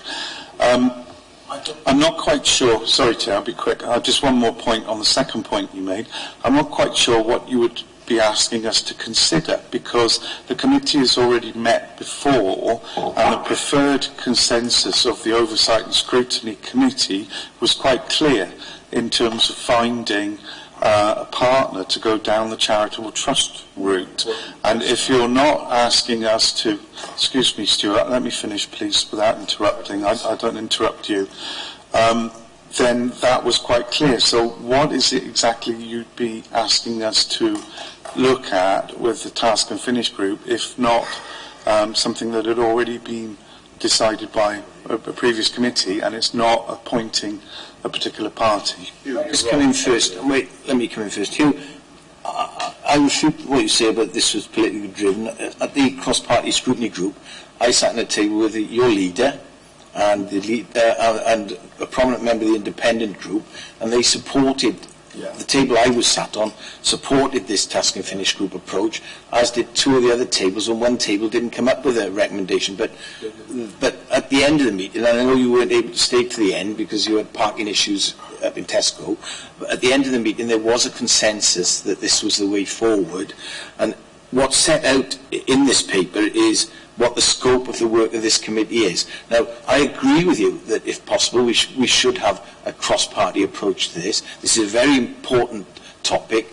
It definitely will have to go back, well, it'll have to go back to the executive member. I mean, he could make a decision, but I suspect strongly that whatever this Task and Finish group comes up with, it'll go back to Cabinet. That's not within my gift, but I think I've tried to answer some of those concerns that you've got. One of the things the Scrutiny Committee you were on, its recommendation was to go to an outside body, which it did, and it turned it down, but it also recommended, if you remember rightly, to actually go back to scrutiny and this arrangement. It did very strongly, and it did not say that was the only route. It said to go back to that and look at it, and it left it open. What's come in? Yeah, Chair, just quickly, I mean, sorry, but I've got to go in a minute, so I'd like to put my name forward. I'm sure Lynn's wants to organise who's going to go on it. This not really pointless diving through this now, is it? This time of night, can we just like pick who's going on it, and that'll be it? Because I've got to shoot off. Quick thing, Chair. The reason I take on board Councillor Ashley's point that it was going to go back for further scrutiny. The reason, as I recall, is that there was negotiations that were ongoing at that time with the what was going to be the preferred partner, the sole partner, because the others had withdrawn, and there was ongoing negotiations about the terms, and I believe that's why it was going to warrant further scrutiny in terms of financial costs and so on. But you'll know more about that, Chair, because you were directly involved. But I believe that was the reason for the proposed further scrutiny with regards to that particular partner. Well, all I can tell you is it's only recently that I was informed that the Groundwork Wales option was unsuccessful. I haven't had the huge detail of why. I think it's to do with cost and what reassurances they wanted about subsidy. But we are where we are now. The Council have made a recommendation which agreed at Resources Committee that there is going to be this 200k mitigation, which is going to have a huge impact on the farm. The way forward now is that there has been agreement, which was cleared last week, and it's been to Cabinet. We're going to go down this task and finish route, and today I'm hoping that we can agree who's going to sit on it. And you're very welcome, Hugh, to be involved in that. So the people that I've got at the moment is, I think Dave Thomas is willing, Alan is willing, Don't forget Councillor Burnett. Ron Burnett, the independents have put forward, and yourself. So if the committee are happy, but there is this commitment. Alan, do you want to come in? Yeah, I just wanted to say, Chair, I think that's enough. But I think as well, before people come on the committee, they realise they're going to have to come to these meetings and do a lot of these meetings and not fall off it. Yeah. Because it's a very short time scale, it needs everybody on board. So we can't afford to have somebody say, oh, I can't make it, or it doesn't turn up. That's why and I have reiterated there's going to be a massive time commitment over the next 2 months on this. Well, the recommendation that's coming out of today's meeting is the committee comprises myself, Hugh Bevan, Ron Burnett, Alan Williams and Dave Thomas. 5. Which is, well, they said no more than 5 members, so if everyone's in agreement with that, that's what's going to happen. So can are we all nodding? Yeah. So that's done and dusted. And we've got the political balance, so you will then be able to consult with your groups, and I know Ron isn't here today, so there can be a political input into this as well as, and any decision this task and finish group makes would have to be ratified by the full committee, which is we've made absolutely clear. Okay, on top of that, that's currently agreed. I'm just going to shut the meeting down now, close the meeting, the final item on the agenda. The date of the next scrutiny meeting will be the 6th of March. We will be looking at the development of a policy on council-owned community facilities, including halls and sports grounds. I'm hoping that we will also be able to discuss the farm, if possible. The members got any views on the following? Do you think there's a reason to invite the executive member to that next meeting? Basically a yes or a no? That's, yeah, I think so, yeah. Yes? No? Community halls, I think it might be. It's Councillor Daniels. Do we want... Yes. Right. What are we saying? We say yes? Yeah. Right, there's a yes, right. We do. Do you have any suggestions for invitees? I've got a few. Be quick then. Yeah, can I come back on that? Yeah. Okay. And do we have any suggestions for visits? My own feeling with visits is, given the workload of this committee now, I wouldn't suggest we go down the route of doing visits to halls. And, I'd have a declaration on chair or two of them. Well, no, so no to the visits. Right. Chairman, it will only be the halls connected with Torvine, not the independent. On council-owned community facilities. Council-owned is the development of a policy on council-owned community facilities, including halls and sports grounds. Okay? Yeah. That's it. Thank members, officers and invitees for attending and contributing to the meeting. Before I close the meeting, I'd just like my usual thanks to all the hard work that Kath and Rachel have done today, and I'd also like to thank Lynn for that, doing that paper in such a rush. I'm very grateful. So I'm now closing the meeting to the press and the public, and thank you all for your contributions today for what was a very